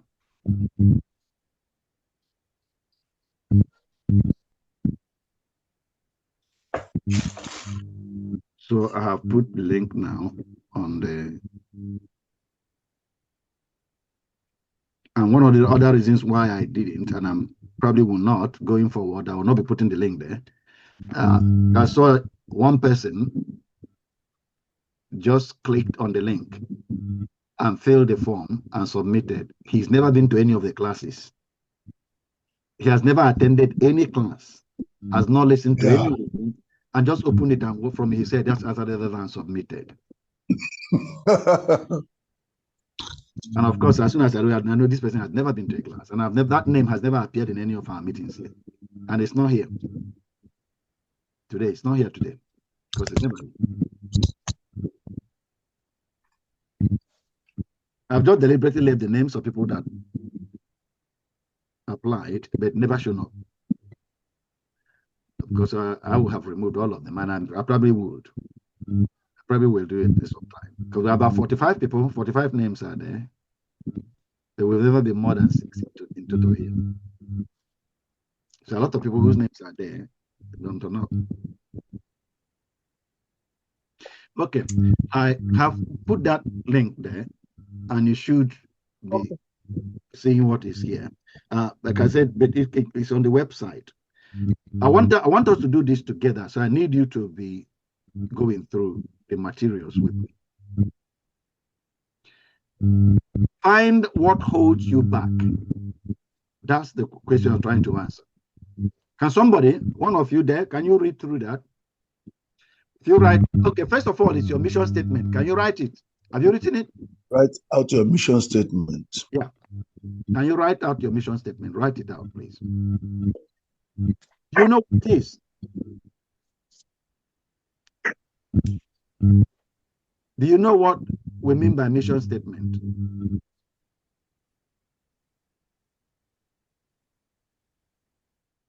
Yes, sir. Now, majority of people now may seem to be lost. Because that's it, sir. If you haven't done the previous assignment, you will know what I'm talking about. Because some want to make vision statement to mission statement. Because that vision is what we did. That's what the how. There was the last assignment we submitted had to do with our vision. The last assignment was 2.5, and that's about mission, not vision.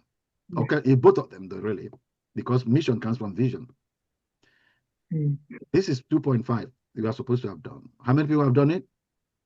Yeah, I've done it, sir. I've submitted this morning. I did it this morning as early as 4. Okay. Now, here, you have your purpose statement, and then you have your vision in question 2. And then mission starts from question 3. By the time you get through to values was mentioned in question 4, and then what you do, your weakness, and then so the mission you are on, the mission, your strategy to achieve vision. Write out your mission statement. Yeah. What your strategy is. Did you see here says determine at least 3 strategies to achieve your vision. For example, a vision, that is question 3C. That's where you have written out some statements of what you will do to achieve your vision. Let me go to the responses I have here. These are people that have submitted. You can see mine down there. Out of the 6 there, mine is one of them. Go to 3C. These are various things people wrote. So gather out of school children in church, open space, uncompleted building. I have not. Are you reading mine? That's I don't know what the question is yours. I'm just reading out what is on the screen. this partner with retired teachers to teach children out of school using church premises, reach out for support of family and friends to provide basic needs, advocate for grants from NGO. Because those are three different things, which is good. I don't know who owns that, but they are separate strategies, action. Each of them is a mission. So your mission statement is a strategy like that you are going to use to get to your vision. And I said, write out at least 3 various strategies, because each of them, we're going to break them down later and start putting goals on them. But right now, like that one there, partner with retired teachers to teach the children out of school using church premises. Yeah, that's a mission. That's a mission. I can stay on that mission and work on that for a period of time and build up. So you should have a strategy like that. Another one, reach out for support of family and friends to provide basic needs. So this person have those 3 there. Another person has this. I don't know which one is yours. Partner with local educators and youth organizations to train 200 youth in self-leadership by 2026. That's my own. Okay. Collaborate with teachers, youth counselors, and local NGOs to design and deliver a set. So each of these is a mission. That's a mission statement. So that can say this. If you ask the vision is the picture described earlier, and the mission is how to get to the picture. So that's what I mean by mission statement. These statements of what you are going, one of each of these strategies is a mission. Another person wrote here, mobilize local entrepreneurs to mentor 50 youth-led startups by 2027. Engage successful local entrepreneurs and business leaders to mentor young innovators in launching startups. So every one of them is a mission. Each of them is a mission. Okay? So if you have, I need you to put one of such missions here. Okay. Because you are going to use that too, and the examples are giving you here anyway. There are examples. So write your missions. Sorry, these are different. That's a different question. So write out your mission statement here. Then next says, find what holds you back.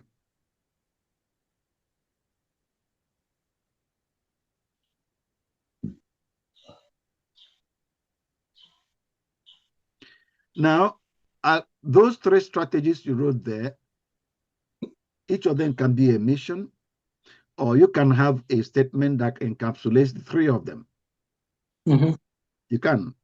If you have one statement that encapsulates 3 of them, that can be your life mission, because you have these 3 different things inside it that you wrote 3 here. It can be more. I just said put 3. It can be many more others in it. So, but it's a statement that captures the method or how you are going to get to your vision. That's what the mission statement represents. At least in this training, because all these terminologies, when you go to internet, you'll find different kind of definitions for them. You know, a lot of things mixed up. But I've tried to put it logically here and show you how they connect. See how they connect. Have you written something there? Can somebody read out for us what you wrote?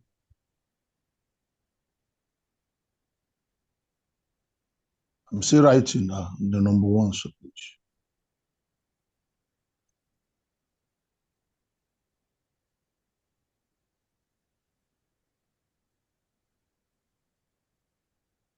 Please, can you expand the thing a bit?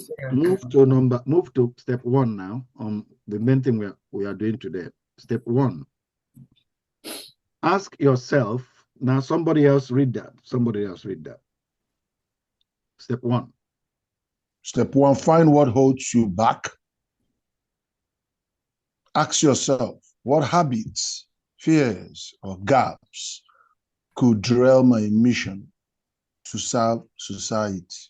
Example, if your mission is start a youth skills training program, obstacles might include fear of criticism. That's number one. What if elders disapprove? Inconsistency, struggling to plan sections regularly. This is another one. Skill gaps, not knowing how to connect with local businesses for support, how to dig deeper, reflect. Number one, reflect. Where did you get stuck in past community efforts? Number two, seek insight. What challenges do others face in similar projects? Talk to NGOs or research, possibly previous leaders. Three, be honest. What habits hinder you? E.g., delaying action, doubting your influence. Okay. Next, audit your risks. List the weaknesses that threaten key life areas. One, I am not so good in ... and this leads to negative project impact. Next, I have these bad habits ... and this leads to ... negative project. I am vulnerable to ... and this leads to... Okay, and that's the example I gave you on the screen. Procrastination. A good example, delay school renovation project. Your answer now. So write your own. Procrastination now. Okay.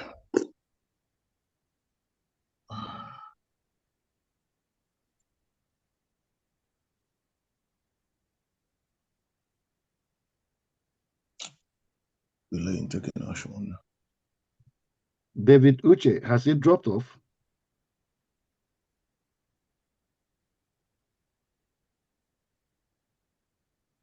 Okay, it's not here. Christopher, are you here? I'm here, sir. Only that I have not done the previous one, so I will do that one first. Okay.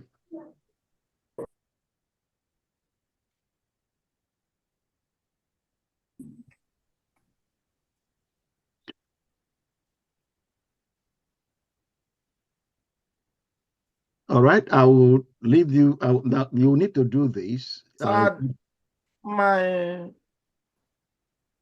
I'm seeing here in this example is skill gaps, not knowing how to connect with local businesses for support. Yeah. I don't know whether what this place is actually saying is the little effort I made in connecting with 2 other people from different secular work. Yeah. That can aid the youth. Is it what this place is actually saying? Skill no, look at the question. What holds you back? Do you see the question on top? Okay. Did you see that step 1? Can you read it, Ben? Yes, sir. I can see Read it. Ben. Read it. Read it. What holds me back? Okay. No, read the top. Read the top. The top. That first line. Read it, please. Ask yourself what habit, fear. No, first of all, read the first line. Read the first line on top.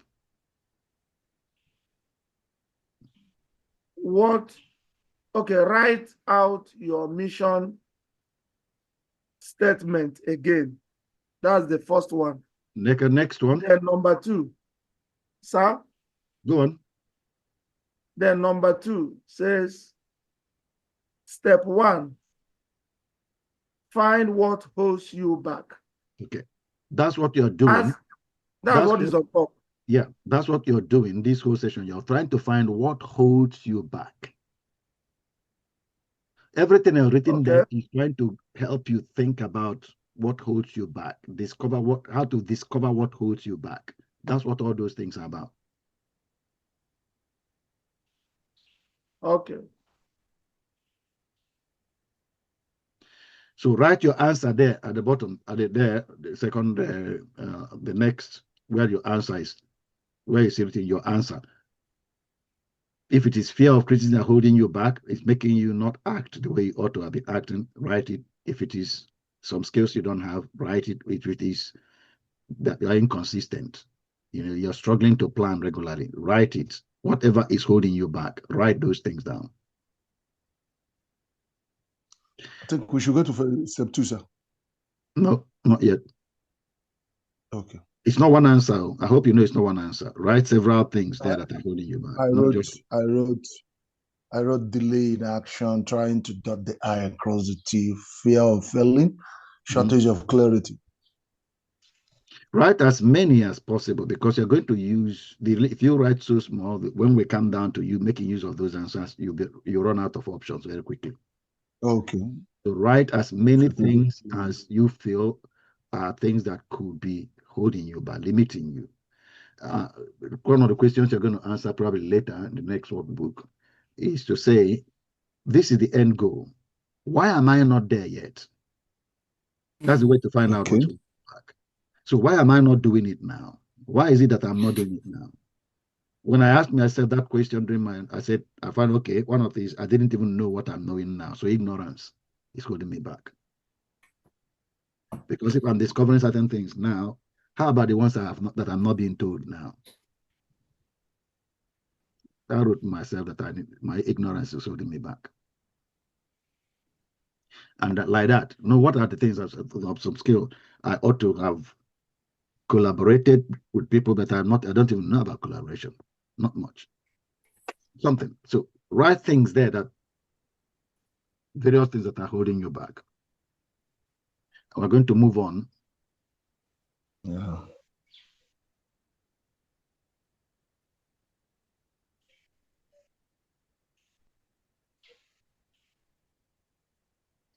If you have answered it, I'm going to move on to the next. Says, life values develop your core. First of all, let me make sure, because if you don't have that answered, you will not be able to do the rest of the assignment. Vincent, have you written it?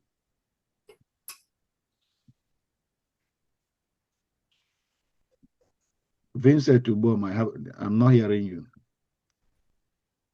No, I haven't done a past assignment. No, what is holding you back? Have you answered that question? What are the things holding me back? Because I'm sure even though you haven't done the last assignment, many of us can say answer that question. What is holding you? Many things holding me back. Yeah, write them all down. Write them down. Write them down in that place. Write them down. I want them written down, because you're going to make use of them.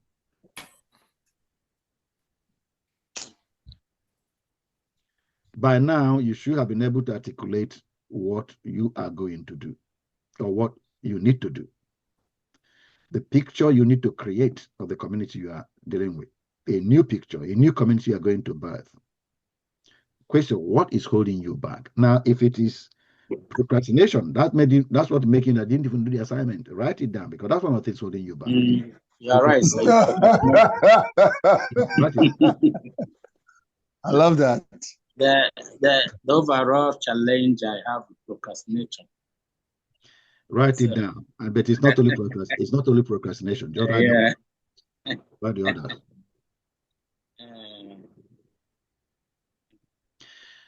Okay. Now, I need you to write it so that I can move ahead, because you need the answers. I'll resume the record. So I said, develop your core life values. I said that life values, they are essential qualities that protect your mission from failure.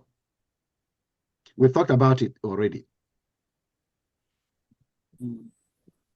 Value,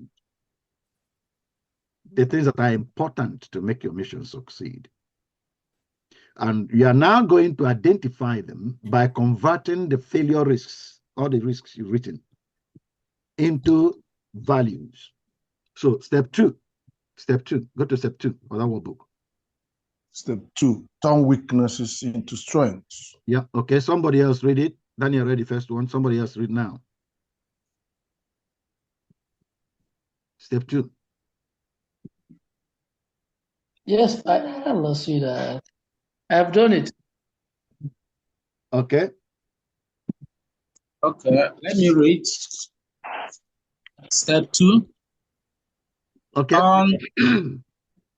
Turn weaknesses into strengths. Make your obstacles work for you. 1. Fear of criticism. Courage. Now, fear of criticism, now you need to read it what it meant. The arrow pointing says that means I need courage. Okay. Fear of criticism is my weakness. That's one of the things that's holding me back. Which means I need what? Courage. Courage. I need courage. Courage is a value. Courage is a value. If inconsistency is one of the things you wrote, that means discipline. I need discipline. So discipline is a value. To write discipline. And if lack of connection is one of your problems, I'm not connected, then resourcefulness is a value. Resourceful means I easily come up with solutions. I know I easily come up with solutions. I just see how to connect.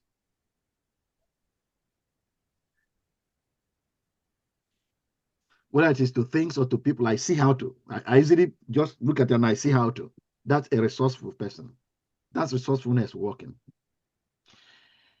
And of course, each one of those there, I put for you an example of how to practice that value. For courage, he said you can start small. Maybe host one meeting with supportive community leaders. By the time you just host that first meeting, you've started. You've broken through the courage barrier, or rather the fear barrier that fear of failure, fear of criticism, any fear at all. And inconsistency, I said, discipline is what you need. That's a value. And a principle, which is what is called practice, how to practice that value. It's a principle. Practice 30 minutes every morning solely to planning. Dedicate 30 minutes every morning solely to planning your initiative. Every morning from 8 to 8:30. Every morning from 6 to 6:30. Every morning from 5 to whatever time it is, that's the time for it. You tell in your calendar. You don't allow anything else. Morning, that time you sit down and just work on this for 30 minutes, then you can do something, go and do whatever else. Do that. That's a way to practice that value. Lack of connections. I said the way to practice resourcefulness is proactively approach one local business owner this week to explore support. Try this week. Then you sit down and plan it by Wednesday, 5 o'clock, or Tuesday. They plan it in, find a time, plan it in, make a call, make an appointment. I'll come and see you this week at this time. Send a WhatsApp message today. Say, is it okay to see you at this time and get a feedback? Send that WhatsApp message. Wow. That's the way to practice resourcefulness. Right now, I just wanted to identify the values first. Other examples down there. If distraction is your problem, okay, one of the things holding you back, you usually get distracted. That means focus is a value. Practice focus. Focus is a value. The value to focus. And if self-doubt, keep doubting yourself, I don't know. That means confidence is a value for you. And then each of them I gave a way you can practice that value, which is your principle. You're feeling overwhelmed all the time. Balance is a value. Overwhelmed, closely linked to burnout that Poki is talking about. But burnout is different, overworked. Balance is a value. But they are closely linked. So what I need you to do now, I said here, convert risks to values. So all the risks you listed, transform each risk into a sustaining principle by identifying the related value. So get the value first, risk, pokies. You're seeing your example there, burnout. Yes. Restful stewardship is a value. Yes, yes, now, yes, yes, yes. If you click that link, it will open up to a page that has loads of values in them so that you can choose from. Over 200 can see them there. So I think that's on the basis of burnout only. No. That's for everything you're doing for answering this question. So you can see something to jog your memory. What do I need for it? Because you might have mentioned the risk you wrote, but if you look at that risk, if you look through here, you see some things. It may not be maybe one, two, three things that are related to it. What I wrote over there is just one each. But usually you need to get about 3 values or 4 values that are related to that risk you talked about. Burnout. Okay. If I look through that list of values, I know that rest, anything that talks about rest, it may be order. Yes. Even put order. Order can be there. Peace can be there. For burnout, so you can find 2 or 3, at least minimum of 3 or 4. There is tranquility there. Tranquility, okay, that can be part of value for burnout. That's the value. Burnout, yes, that's true. But sir, I think when we click this link here, it will show us more of this. Is that? It shows you the values. Right. I think, do we do the clicking now or later? Are we there now? I've clicked it and I'm looking at values on my screen now. Oh, okay. Wow. If you click it, it will open to a new window. So your old window where you're doing your assignment is still open. It will just open to a new one. Scroll down. Scroll down. After all the explanations and titles, you will start seeing the list of values.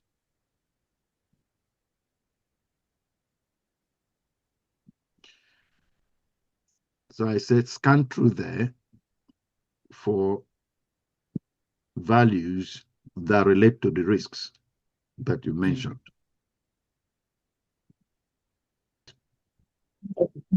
Sorry, what did you say? I said for one of my own weaknesses, I'm realizing that, yes, as much as I've done some work on connections, but I realize that I'm ignorant of some opportunities. So for the value, I put self-education. I don't know whether that. Yeah, self-education is a value. It's a value. I know, but that's in my response to ignorance of opportunities. Yeah, self-education is value. You will see education. I'm sure education will be here somewhere. But this is not exhaustive. This is just what the guy that put this together worked to him. It's not exhaustive. He said 230. You open another website, they have 480. Some have 1,000 values. So this is just an idea. Value is just the opposite of your what will mitigate it. If you're ignorant, you just need education. You need education. So I don't even think I know what you're talking about. I don't think I looked through here now. Is there education here? I don't even think there's education. There's none. So you can see he missed education here. This is just 230. Like I said, this is an example.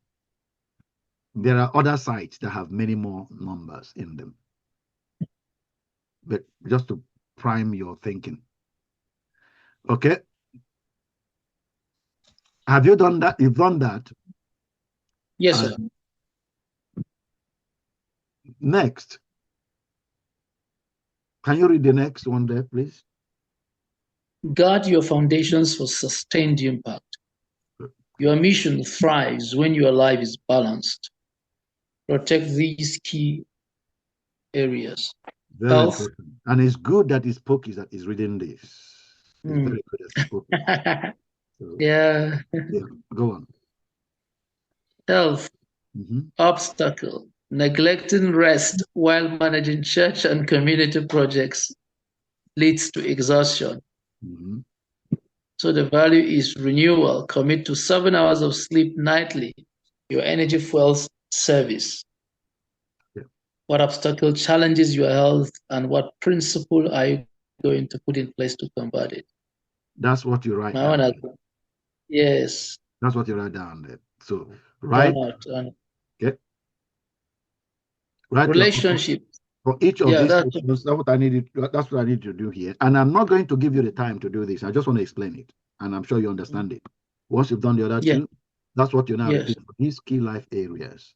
So I said, I don't think it in my slide. Even though this is not a core mission of your life, these are not core mission. But if you fail in any of these, you fail in your mission. Your mission, I mean, you're broken down and you're not lying down in the hospital. Terminally ill because you've won honor. What happens about the water project?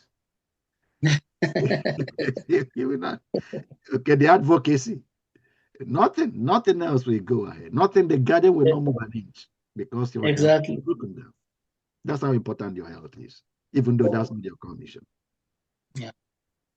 Again, what we talked about earlier, some people in life that don't know what their commission is, make health their commission.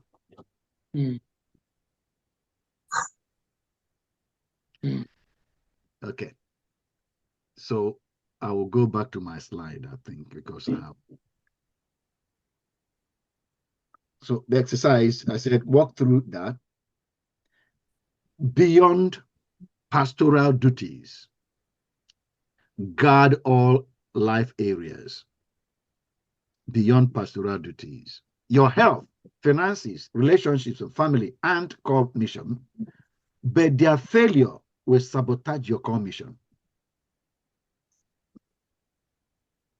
So protect these areas to free yourself for greater impact. And I mentioned life area health. A failure in your health, the risk in your health can be chronic illness. Exhaustion is just one of it, but other things can follow from being exhausted all the time. Your body is not meant for that. It wasn't built that way, to be run out completely and then you have to run it down. Your body is not built that way. That's not the way. Rather, it's not a proper function in the way to use your body. Okay. Discipline is the value to put in place to protect your health. And one thing about that is the discipline. Once you cultivate a habit that is protecting something in your life, it strengthens you for so many other areas of your life. Because habit, even discipline itself, is a habit. Once you get the attitude, you're able to put a law and obey your own law. You obey it. It affects many other things in your life. If you can do it in one area, you find automatically you're primed to be able to do it in other areas.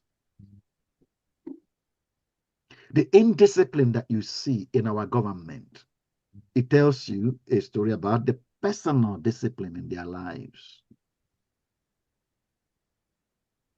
So a broader impact in the society will happen if you get disciplined in your health, just this one health area. It has broader impact in society. For one, some of the people that you work with, see how you are disciplined in handling your wealth, they begin to get impacted. Some of them will begin to actually emulate you. I said it models resilience to your community. Another area of your life, finances. One of the risks that you failure risk in your finance is debt. They can go into debt, a lot of debt, or crisis. A lot of people, of course, are in it in our nation. But that's why we are doing this training, to put ourselves in a mood that we will build and bring ourselves out of it and be able to help other people come out of it. But first thing to acknowledge is that we are not built to be and live in financial crisis. Do not accept that.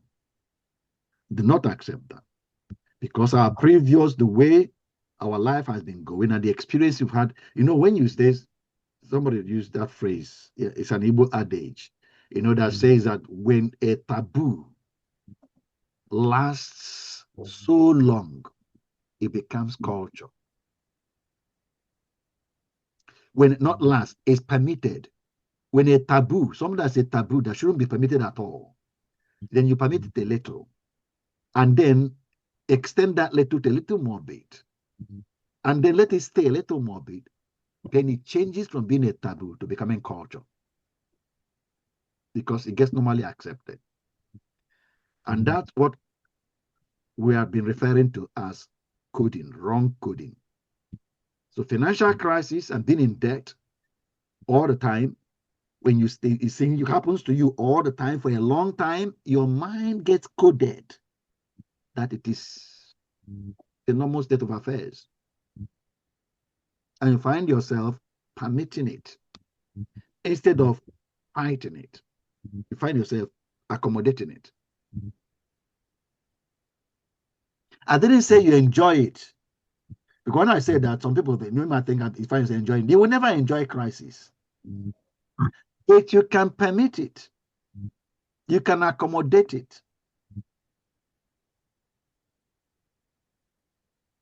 You know, when I come to the, let me not go off tangent here. We'll talk about finances sometime ago. Pokis probably has training on finances and will help us here.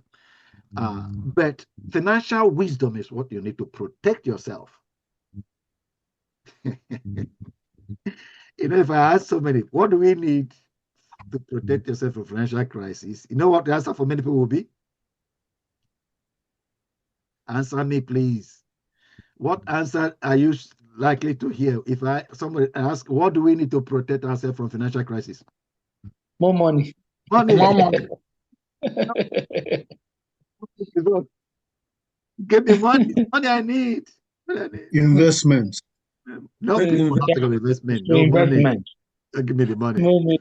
In Nigeria, I don't think investment. Majority don't even think investment, because my cousin's place in Lagos, that one that normally picks me up when I go to Nigeria, comes to pay me up. He rode to his place.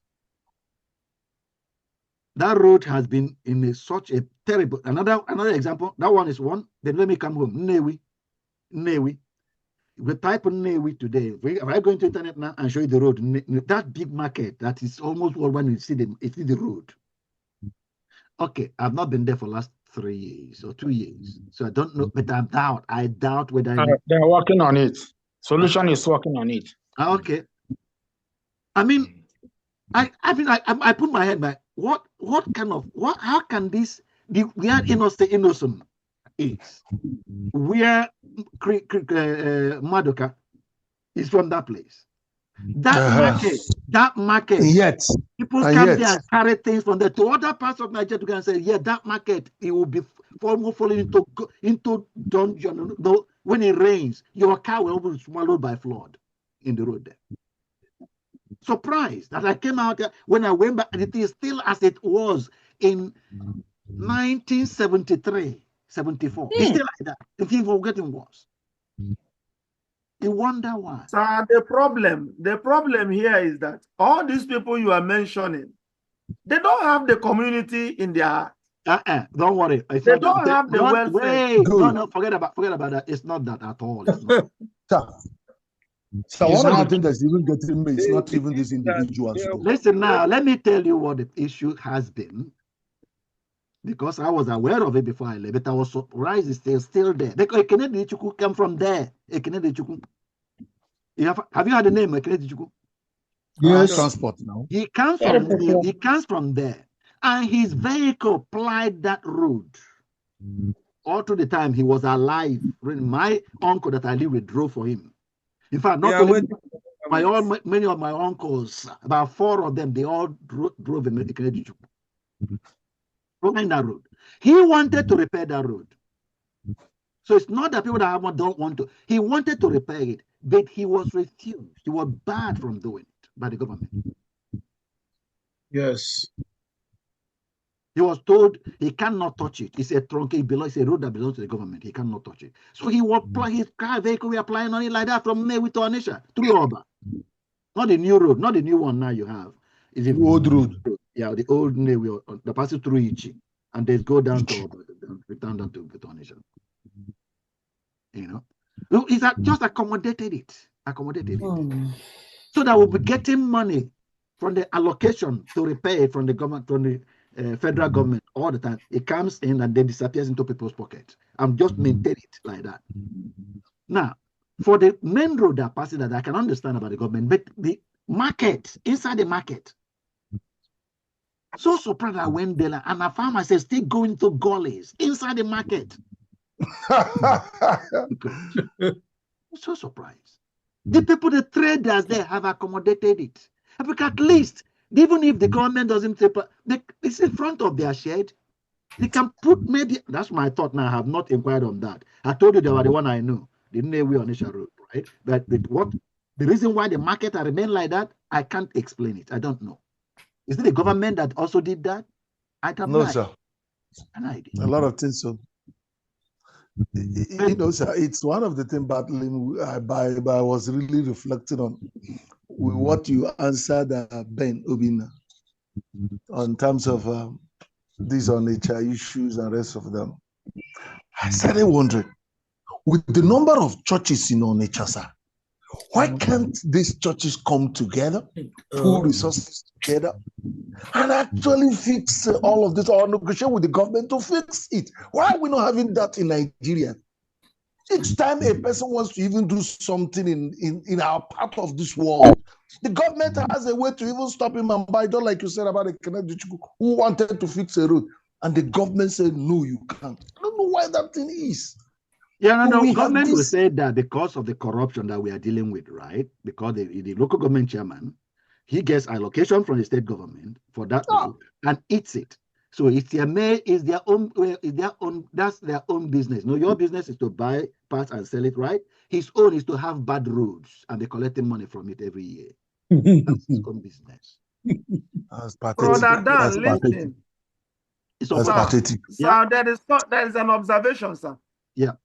For example, in this program we are running now, how many pastors from the mega churches did join us? How many ministers that are from maybe bigger churches? They won't join this kind of a program because they are self-sufficient. So this very thing now, for example, this one, that's why I'm praying that God will help us. Let us just start small so that they will see. Because the result cancels argument. That's what I believe. I agree with that. When they see the result of this, they will be silenced, and they will be marveled that what they couldn't do, the smaller or the so-called younger, smaller churches, pastors can handle some aspect of it. Sure. Because even in our PFN, they refuse to come. Yeah, don't worry about all that. The pastors of bigger and mega churches, they don't come to PFM meeting. They say it is a meeting for small churches. Let them go there and gather. That's how they took it. I want to be honest. No, so that's what fine. Let's carry on now. No, that's all right. You are here that you may become a David. Amen. That will handle the Goliath that's out there, that Saul, the big Saul, veterans are not attempting to handle. So exactly. Better Saul gives David the opportunity. It is better the Saul himself, because if Saul had refused giving David the opportunity, I don't think that story would have really hit the point. Now, Daniel, because you brought it up, let me remind you that Saul did not give David opportunity.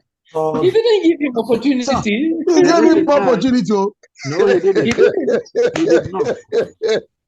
He did not. He prayed to him and he said, let the Lord feed you. Daniel, sir, if you are a David, you will kill Goliath. But you know one thing? One funny thing is that David did not go straight. No, listen. David did not go straight to meet Goliath. Where did he go? He went straight to Saul first. Number one is that one thing. Let me tell you what you just said now. David went. It wasn't Saul looking for David. David was the one that went to Saul. David went. When the time was right. Due process. David killed a lion without Saul's permission. Exactly. Then he killed a bear with his hand without Saul's permission. Mm-hmm. So when Goliath showed up, he said, I can kill him. Saul actually called to censor him. How come you talk like that? He presented evidence. Lion, bear, I'll take him out. Was there any argument about that? He gave him opportunity.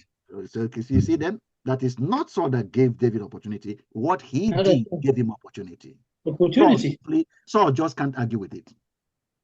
Okay. That's what Ben when preparation meets opportunity. Yeah, that's what Ben said.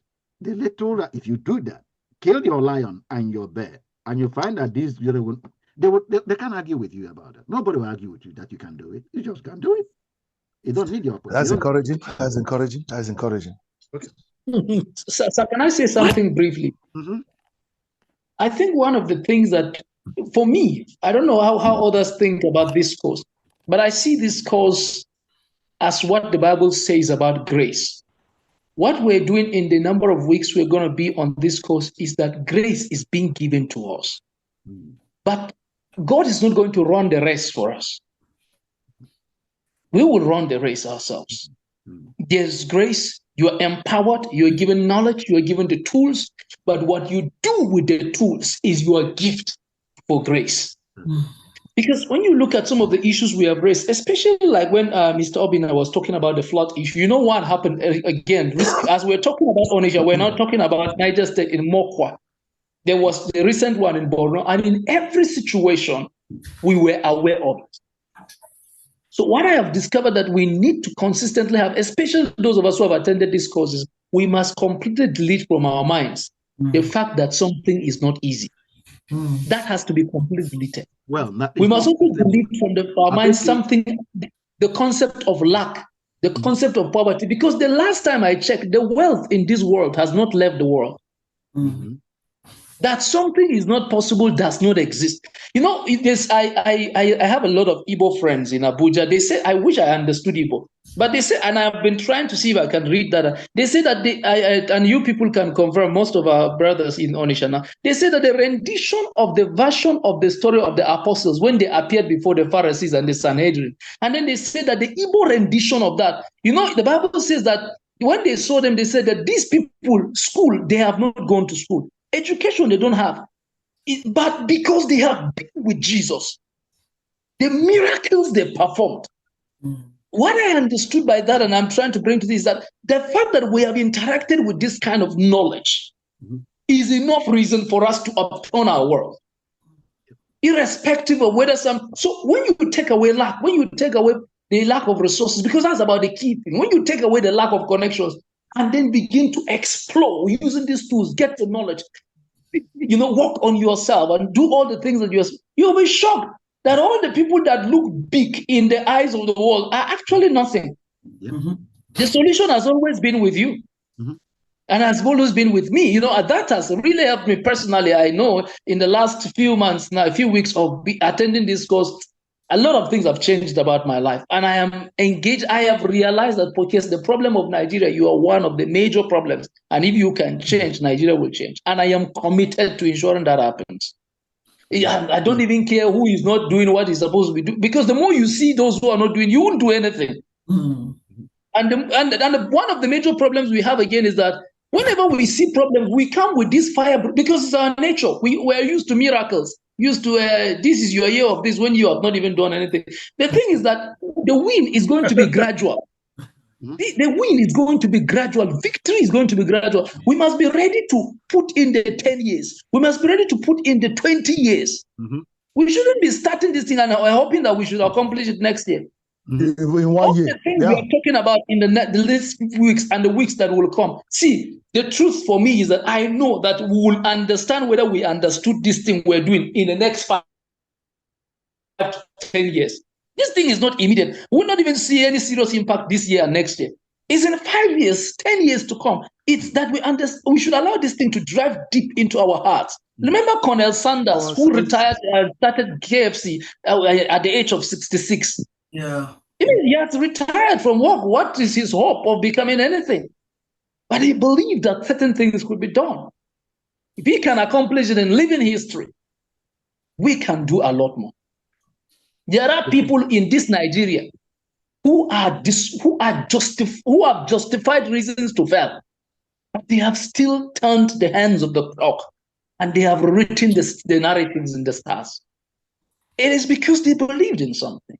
We have too much, especially those of us who have been given the knowledge. We have encountered Christ. We have the Bible, the best ever written book in the world. Mm-hmm.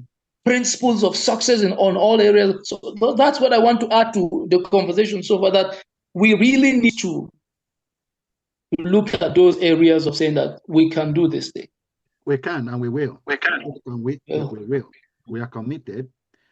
When God was putting this in my heart, he didn't show me 2 years. In fact, he told me to go and check out the story about Abraham and the promised land. And I don't know what I've mentioned it to you before, but he showed me, and I have it in my notes. It's still in my notes now. I told Abraham to go and check out. He told me to go and check out what he told Abraham. He told Abraham, this land, see the land you're looking at? I'll give it to you. Then he told me to go and check how many years before they actually occupied. He took. I went to check. And Abraham got Isaac, Jacob. The time they went to Egypt, came back. Before they came back, they were 630 years. Woman. What? He said a word to Abraham, your descendants will occupy all this land. And it took 630 years. But the picture was still there. Because when Jacob was telling his children by his side in Egypt, he recounted the story. God of our ancestors appeared to Father Abraham and Abraham to Isaac and told them this. And then he handed over that story to his children. And they carried each one of them. They were in Egypt. But the picture was there that there's a land that belongs to us. We'll occupy it. The picture was there. All through the slavery time in Egypt, the picture was there. Clear. We own a land. We don't have an inheritance. We'll enter it and we'll occupy it. And of course, at a time reached when God prompted them, and you know the story, Moses began to come, because the picture was still there. And they got it. Oh my God. The odds that are against us in Nigeria today is much less than the odds that was against them. Hallelujah. Much less. The other against us. And then the grace that we have, Puki was saying, what we have backing us today, and advantage is much more, way bigger than what they had. So, brethren, our lives will work. Our lives will work. The new thing God is doing, he will do through us. And he is showing us exactly how to take the first step. And we will take the first step. Because we will fulfill our role in our time before we hand over to the next generation. They will not get the picture, make the picture clear. Like I said, I didn't, from the past generation ahead of me, I didn't get any picture from them. But generation coming behind us, they must get a picture.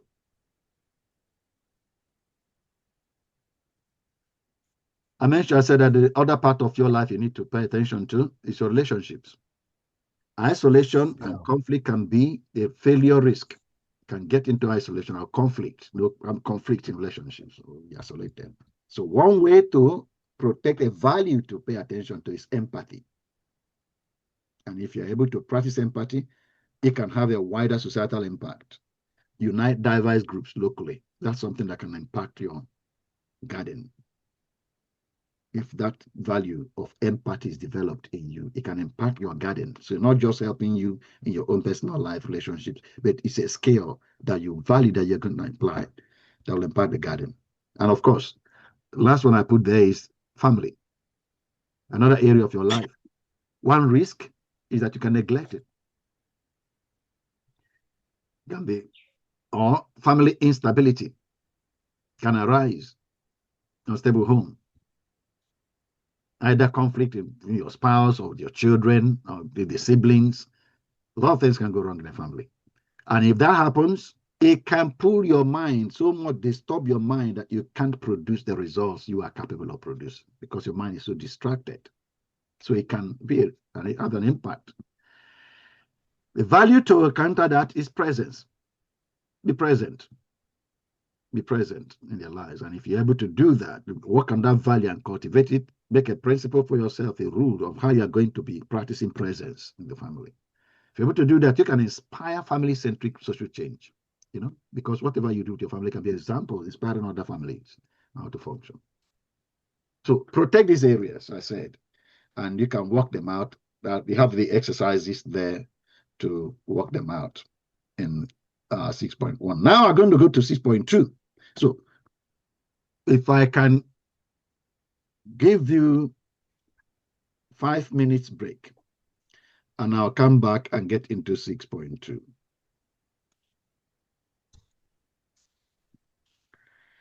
Yeah? Yes, sir. Welcome back, sir. Welcome back, sir. Okay, now, so this is 6.2. I said, I'm debating whether I should can take you through this. It's important. You have it to do it by yourself. Okay. Almost obvious that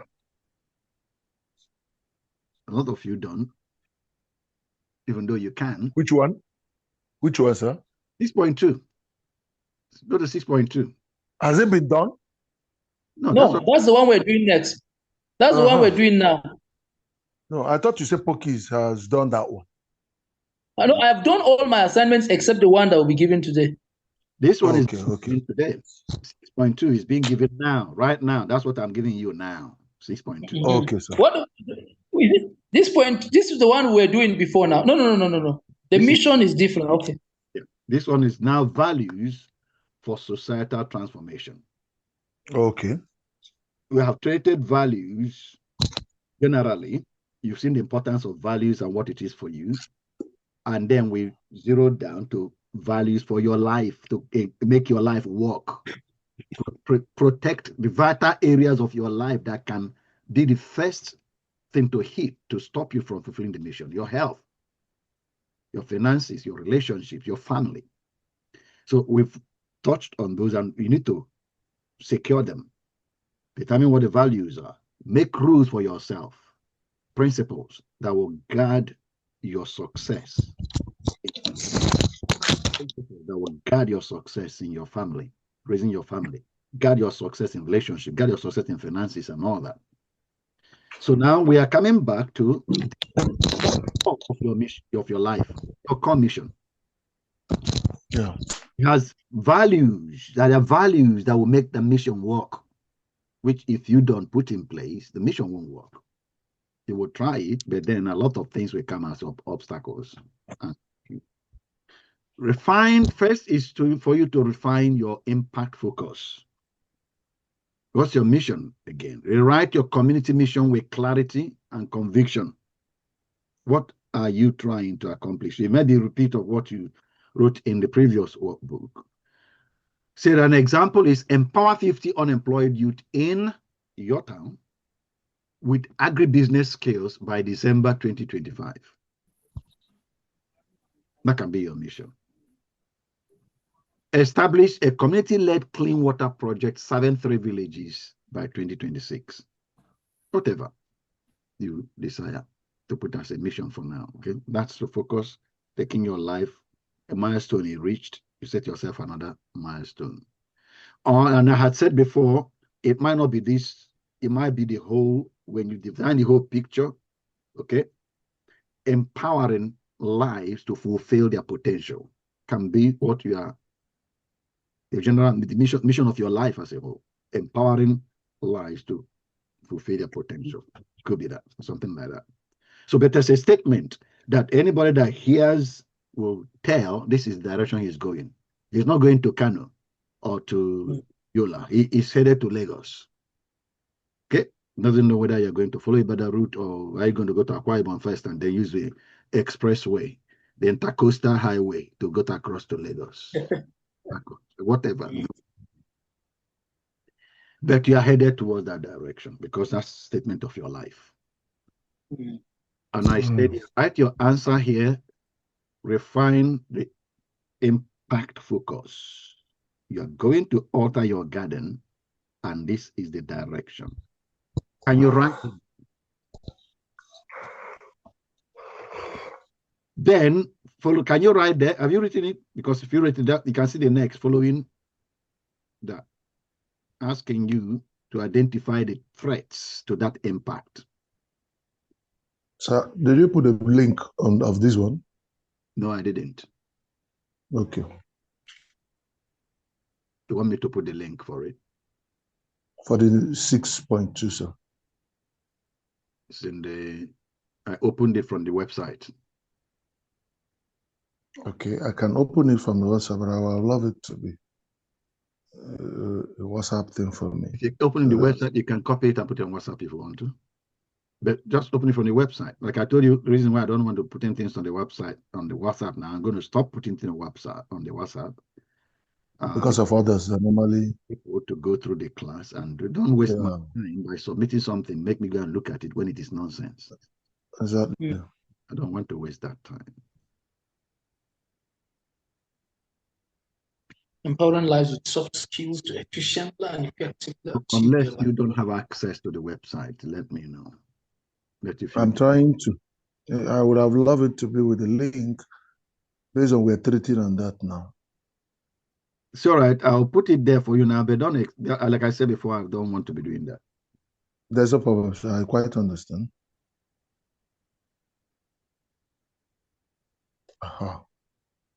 But I think we should still complete the one we started and submit. Is that so? Yeah, you complete it on your own time. On your own time. The link is there. Your time. I just wanted to show you what to do. And if you have questions, I need to answer it now before you go. I am not going to we're not going to use the time here to do it because it's not sufficient. Yes. We all think at different rates. So some of us are faster. The other one works slower. My brain doesn't work as fast as yours. So I don't want to push people too hard. So just show you what to do. Make sure you understand what you're doing.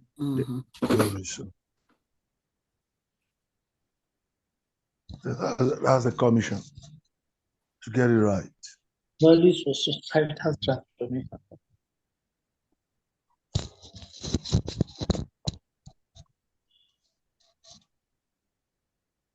I posted the link for you, Daniel, there on the website. Thank you.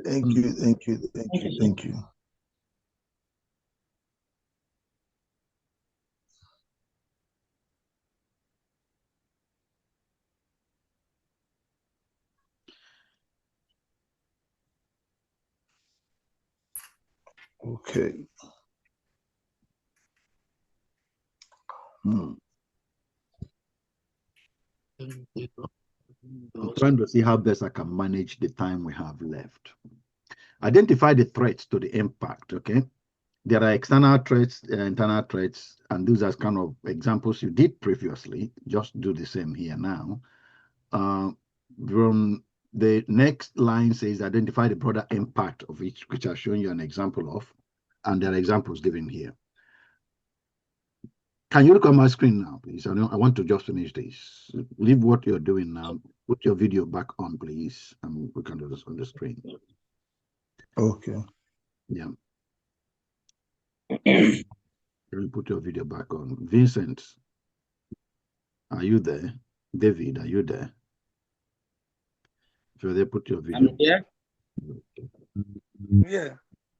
I'm here, sir. All right. I'm here. Okay. Daniel is here. Right. So I said the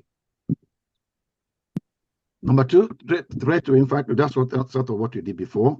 Next is identify the broader impact of each risk on your project, which I'm giving you an example of.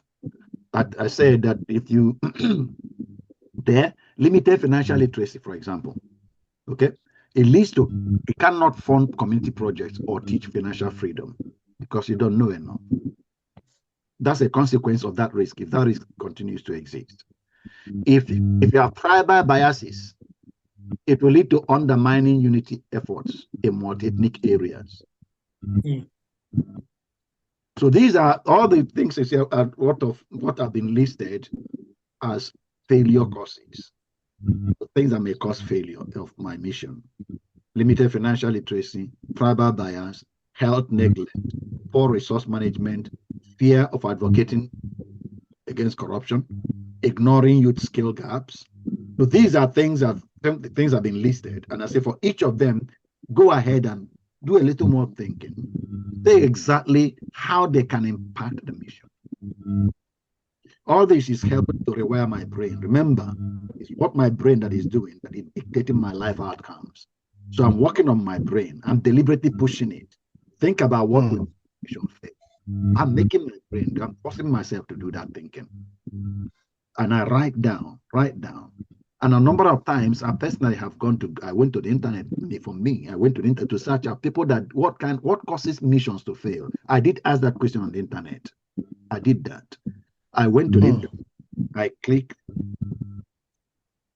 I went to the internet. We're on the internet right now, and I opened up a site, and I said, "Why missions fail?" Now, the algorithm in Google doesn't understand what you mean by mission. By mission, he might think embassies, because that's what they call missions. What embassies fail, but it's not what we don't mean embassies. We mean projects. Yes. So I changed that to why projects fail, because you could see when I wrote mission, you can see that started telling me about Spanish mission. Mission. Spanish mission. Yeah, mission failure. Texas. So, but it's project. I'm talking about projects. So I changed that word to projects. Why maybe we can use either chat or DeepSeek. Maybe addresses. Yeah. That will even arrange it for you. But I have DeepSeek here, so you can ask DeepSeek. Now, if you knew it, I don't know whether all of us know about that. But yes, DeepSeek, yes. Pookie, you're not all of us, and you know this.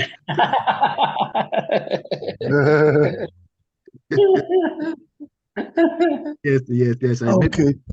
I think Ben Obin, I think all of us. Are they still here? Ben, have you heard about DeepSeek or ChatGPT? Yeah, ChatGPT, DeepSeek, Grok. Now, Ben, have you? Okay, now. You can even through WhatsApp. I'm with you. AI. I only see, hi, I am DeepSeek.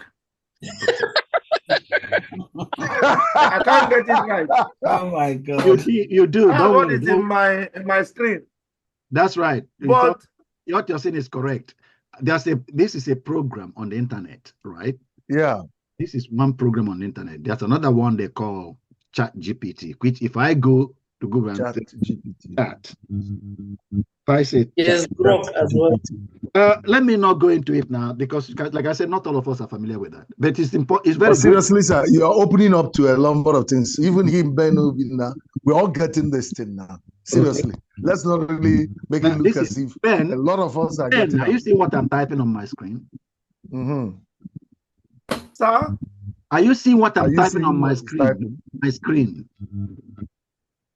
Can you type in there? Chat. I've seen chat. I type chat and put GET.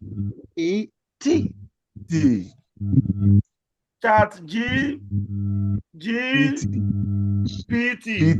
Yeah. It's opening us up so that you understand. If I press return there, it comes here, and there's something called ChatGPT. Yeah. But sir, it should be on his Facebook and rest of them. They are available there. You can download it from his Google Play Store. Can download it from Play Store. Now, one of you should connect with Ben and help him, and many others. David, are you familiar with this? No, sir. Okay, so there are a number of others that are not familiar with me. Even Obadiah, you and Obadiah didn't know anything about this until earlier this year, wasn't it? Not earlier this year. Last year. Well, last year, sometime last year. I didn't. No, is this year? This year, February. No, maybe October. I knew about it before, but I didn't.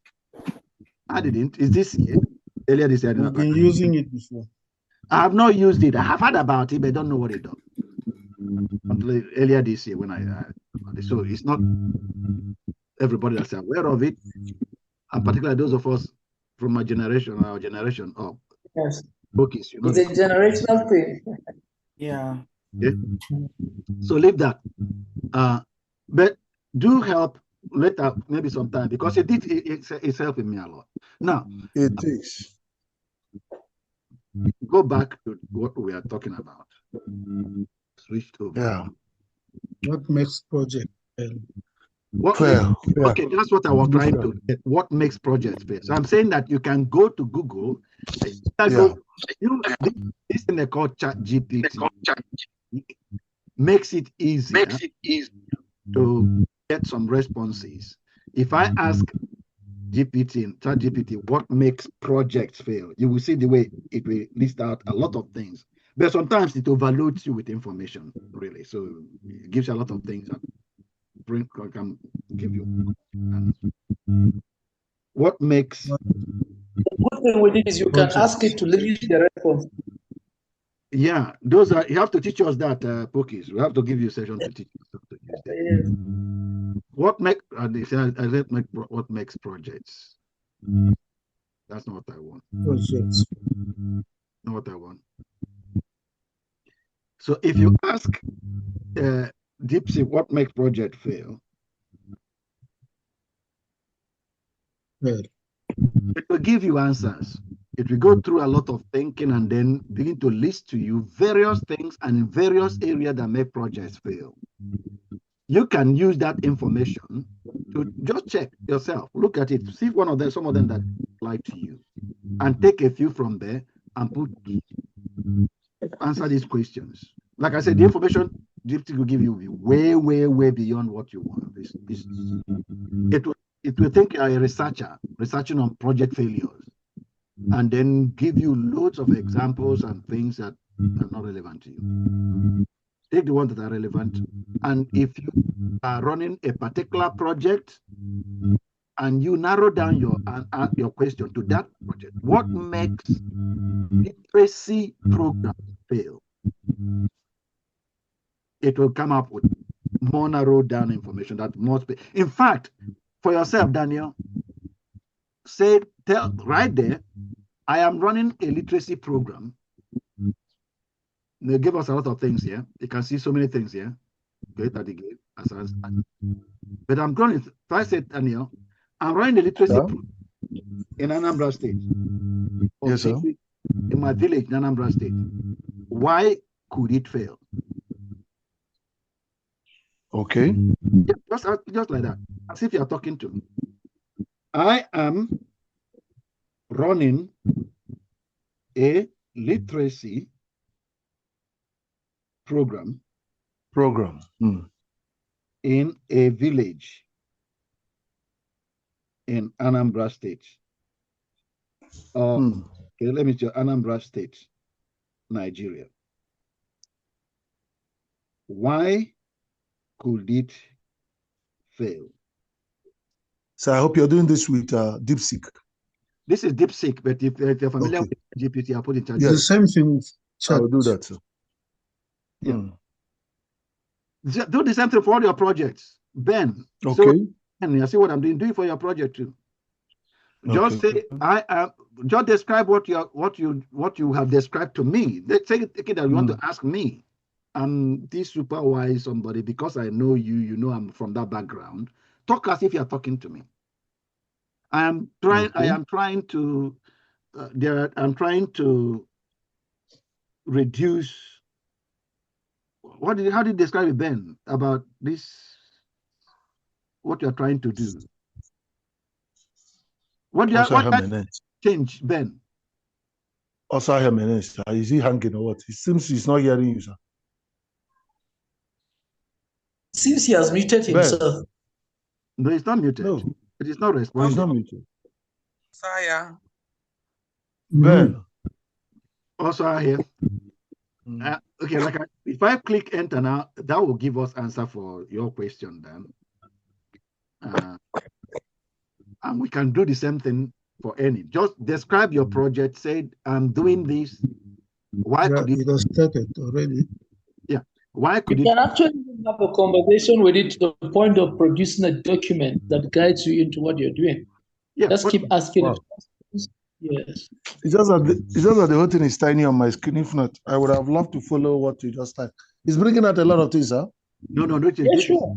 It's thinking, going through a lot. The algorithm is going through the various internet sites, everything on the web that is known about Nigeria and it goes to everything. So it knows the culture you're talking about, everything written about Igbo. He would look at all of that, and then from there knows they're talking about Igbo community in Nigeria, and from that it start giving you synthesized answers. It's even talking about IPOC here. Yeah. Okay, you can see a lot of things that you should think about. That's good. Community engagement, program design management, security, external risk, measurement and impact, how to avoid failure. What you're talking about. Mitigation of risk. Gives you the risk. The risk we talked about, said you should find. Cultural resistance, economic barriers, infrastructure gaps, sustainability, community impact, and then tells you what you should do to mitigate against those risks. Keys to sort rural Anambra. Yeah, because it knows that you're an Anambra state, and then gives you information. So you have a lot of information there to help you. Thank you. This is a good one. Yeah. Yeah, Bosky. This is a good one. And all of you have Poki's number, so just catch him. I have no problem. Because I have not made that time to bombard Pokis. I'll do that later. Okay. Now, get those values and then what the various mitigations are, the impact is on your project. And next one says match values to threats. So for each of these threats, what is the value? What must be important? What must hold important? And if I use that out from DeepSeek and look at that table we created, you can see that we'll pick up our values. For example, there will be cultural resistance. That's a threat, a risk. Yeah. Look at the suggestion. It said partner with village. Well, as soon as partner, so collaboration. Collaboration. A value. Something that must be important. That's good. That's good. Collaboration. Partner with village heads, churches, and women groups, local translators, offer evening classes. Okay. So collaboration, a value, something we must value. Do your classes in the evenings because of what people during the day people occupy. So I said, so timing is a value. The time we do it is important. Okay. So each of them, economic barriers, is a provide free meals, childcare, small spite, and align classes with farming seasons. So each of them, what is the value in that? Economic barriers. So that can be a risk. Economic barriers. People don't have money to pay for it. The program you're trying to run, people don't have money, they cannot pay. So what is the value? That a risk? What is the value that risk that will mitigate that risk? Now, empathy is one of them. You empathize with the people. But what else?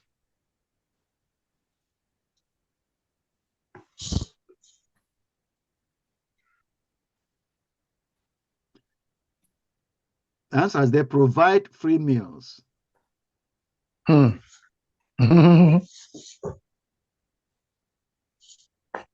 Now, I keep reminding you, because it keeps coming to my spirit, that God said, lead this program. He didn't say pay for it. I'll keep reminding you. Lead it. Thank you, sir. If free meals are necessary, tell yourself, then we will give them free meals. Make up your mind that you will lead that campaign for them to have free meals. And the person that sent you say, if you're having problems, you don't know how to provide free meals, come to me. I will show you. I will show you how. I asked you to lead it. I didn't say prove you solve it. You pay for it. I said lead it.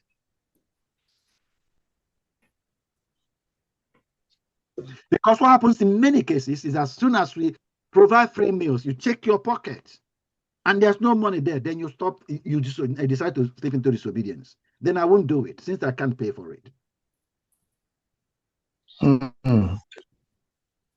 It's really limiting. You limit others, how you block yourself from growing. That's how you block yourself from growing. God himself says in Isaiah, come and buy without money. But you don't know how to do that. Now you don't have money and he's asking you to buy and provide free meals. You don't know how to do that. But he offer you, if you don't know how to do it, come ask me. I will show you how. I want to train you to buy without money.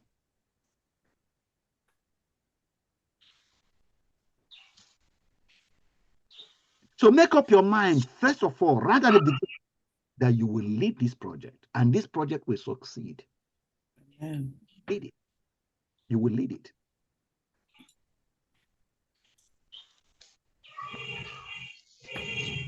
He knows how to make the money necessary come, and he will show you how.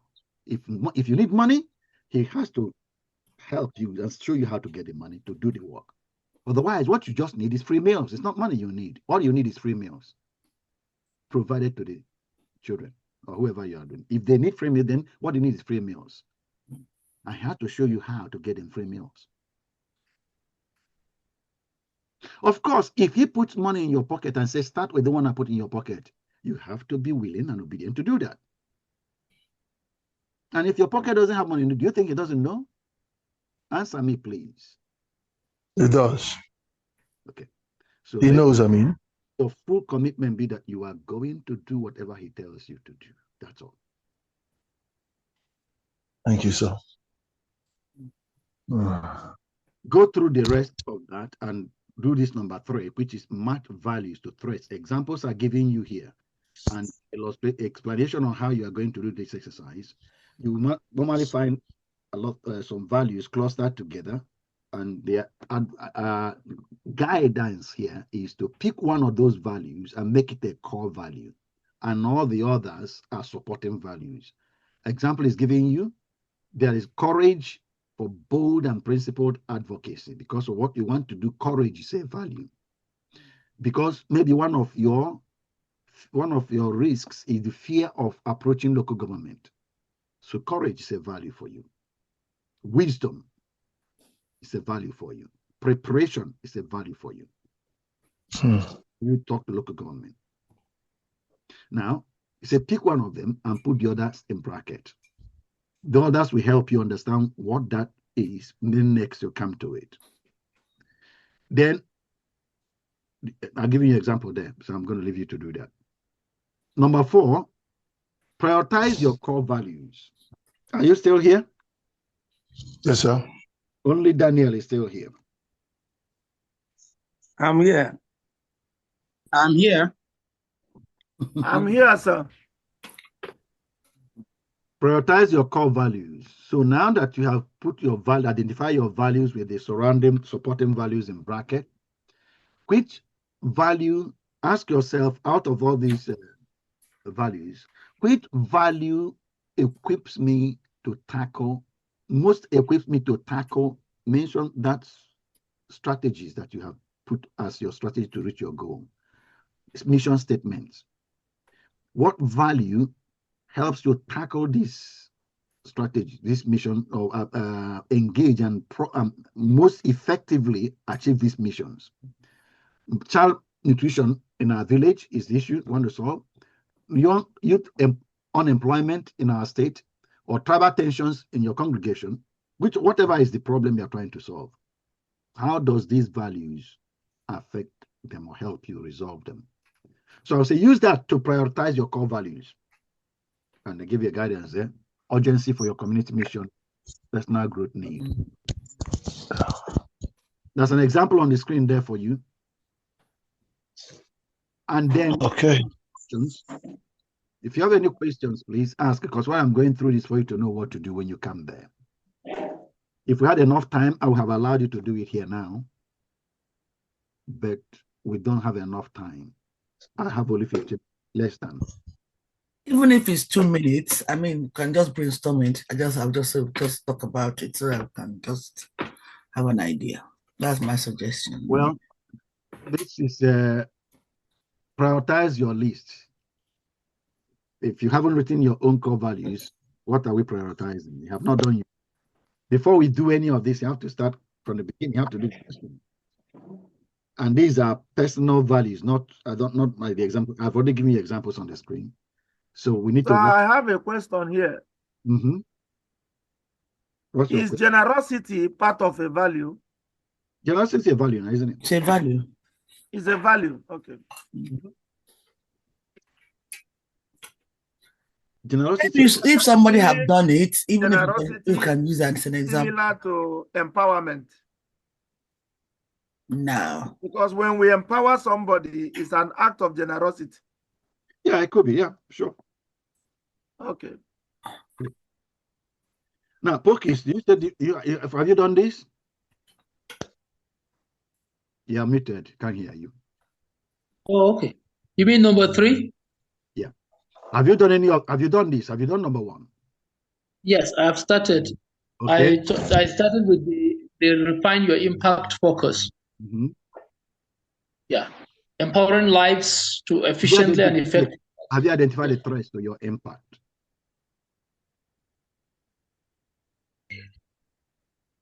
Basically, what we did before now. Yeah, well, yeah, yes, I did that earlier. Yes. External. If you what you did before, I said the internal examples, I give external examples and internal examples. Yeah. And all these fears. Okay. Yes. The procrastination, fear of local authorities, discouragement, limited fundraising skills, and then external. Have you done this? Yes. Now, if I move down, I said identify the broader impact of each risk on your project.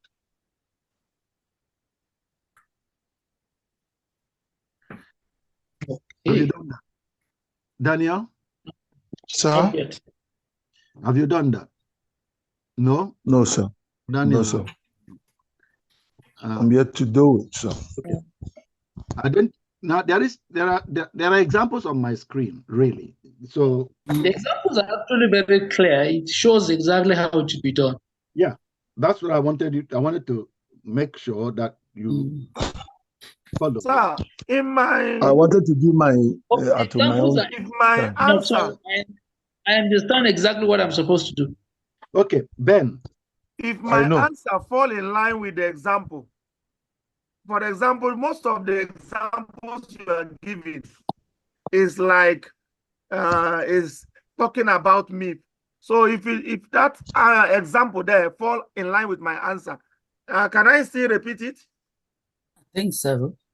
I think you can repeat it, but put it in your own. I think you can. You put it in your own language. Put it in your own thank you. Okay. Thank you. I've gotten it.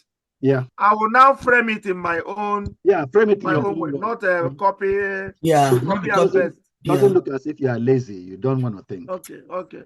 Exactly. Okay. I think I mentioned about prioritizing the values and give an example there. This one need more of research. Yeah. Yes. Which one are you talking about?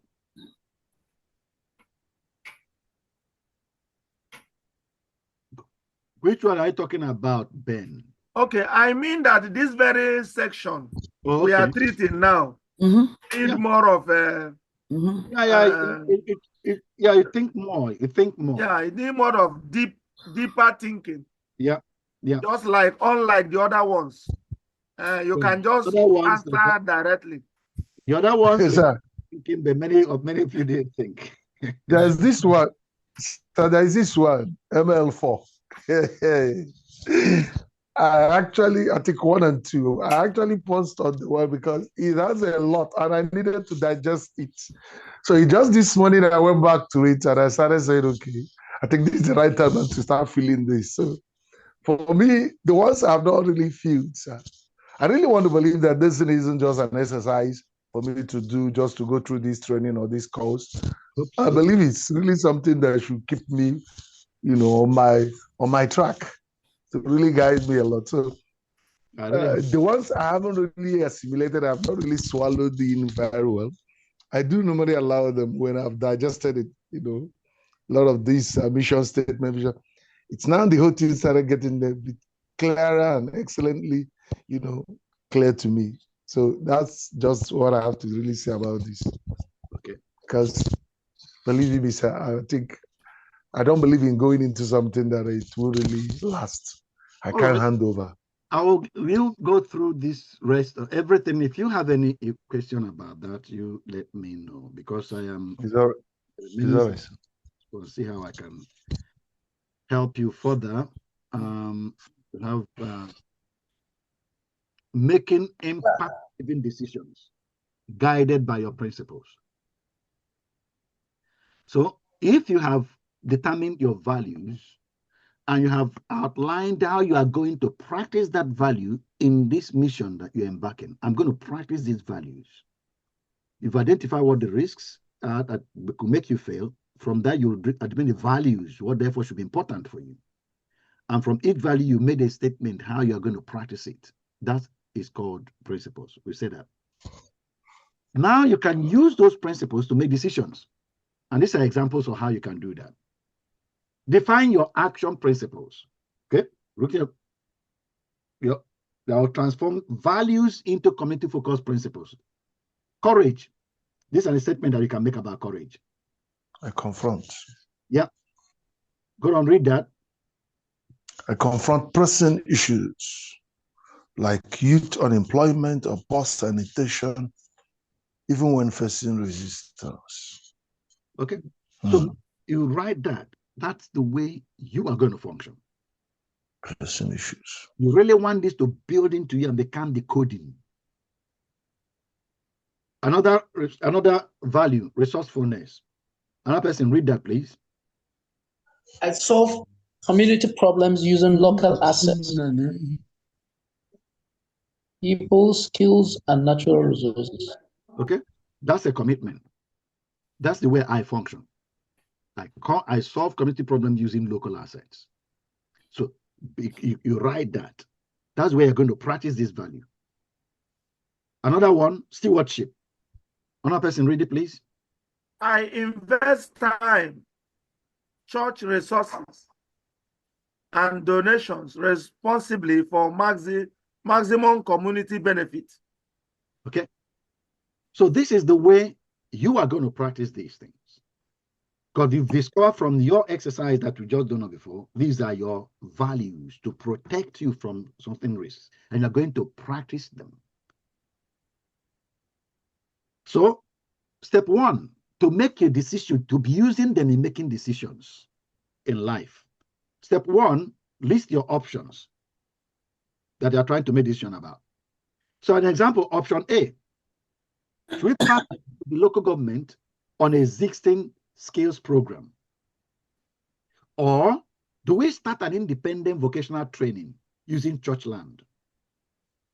Which one should we do? Because you have already, you set your mind, your mission is that you're going to lift this society, this environment up, and you have identified what risks could make you not succeed in that. You have itemized the things that will be your values, and from there, written your principles that will guide your actions, making your decision making. Now, you go to when you have options like this, you scan, you are looking over 3 to 5 years.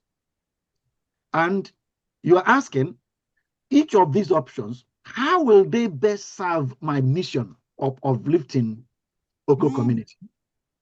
That's what you have decided. Or Onisha, you want to change that attorney you described to us. And you know that's your purpose Remember your picture, where you're going. How will each of these options, how will they allow me to reach my destination? Should we start? Okay. Option A, remember, is partner with local government on existing skill program. And the question you're asking, will that help me get to my destination? It will be a quick start. The impact option A we have, if I start with them, it's a quick start, because if I'm starting with them, the program is already existing. I just plug in. So it's a quick start, but limited control. I can't decide which way it goes. I cannot by myself decide which way it goes. It's a local government program already running. I will influence, I may be able to influence it, but not much, because it's not my program. It's a local government program. I'm just taking advantage of its presence to key into it. An example is that I can mobilize people that need it, from the local environment, from a church, from the village, and direct them to go there and pay fees for them in that place. But I probably will not go there and dictate which subjects they will train, or how long their training should be, or how many people they should train. I will not dictate all that. I'll just make use of what the local government is offering. Option B is we will start our independent vocational training using church land. Of course, in that we have full control, but it will be a slower start, because if we want it to be sustainable, fee paying, people will pay fees, and we use the fees to run it. We have to start small and grow it over time. So it will be sustainable. They will have larger control. So which one should we do? That's what you are trying to weigh. Score each of them. Put a grid on a scale 1 to 5 and score how each of these scores on your principles. So option A is the government partnership scoring. Courage, because score it about 3 to 5. Why? It doesn't really require a lot of courage to follow option A, does it? It's minimal risk. They're already running the program. The program will be running anyway. All I need is to maybe generate school fees and pay for the children I put there. That's all. Quick start, but risk, not much risk. So the courage required from me to do it, or rather the courage to build me, inspire me, the courage to, remember, pay attention. Courage as a value means that it builds courage in me. I need to cultivate courage. That's what I found over there when I was looking at my risks. I had fear in me. Huh? Yes, sir. To cultivate courage. So anything I'm doing, I should be doing things that will be making me become more courageous. If that option will make me become more courageous, exhibit higher courage, then it scores higher. So this one, if you check out of these two, which one really makes me exhibit more courage? The local government one, or us starting our own program? Answer me. No answer. Okay. We'll stop here. 10 o'clock. Since I don't have any engagement anymore. Possibly, sir, if there is any question we can ask. Okay. It's 10 o'clock, so we stop there. And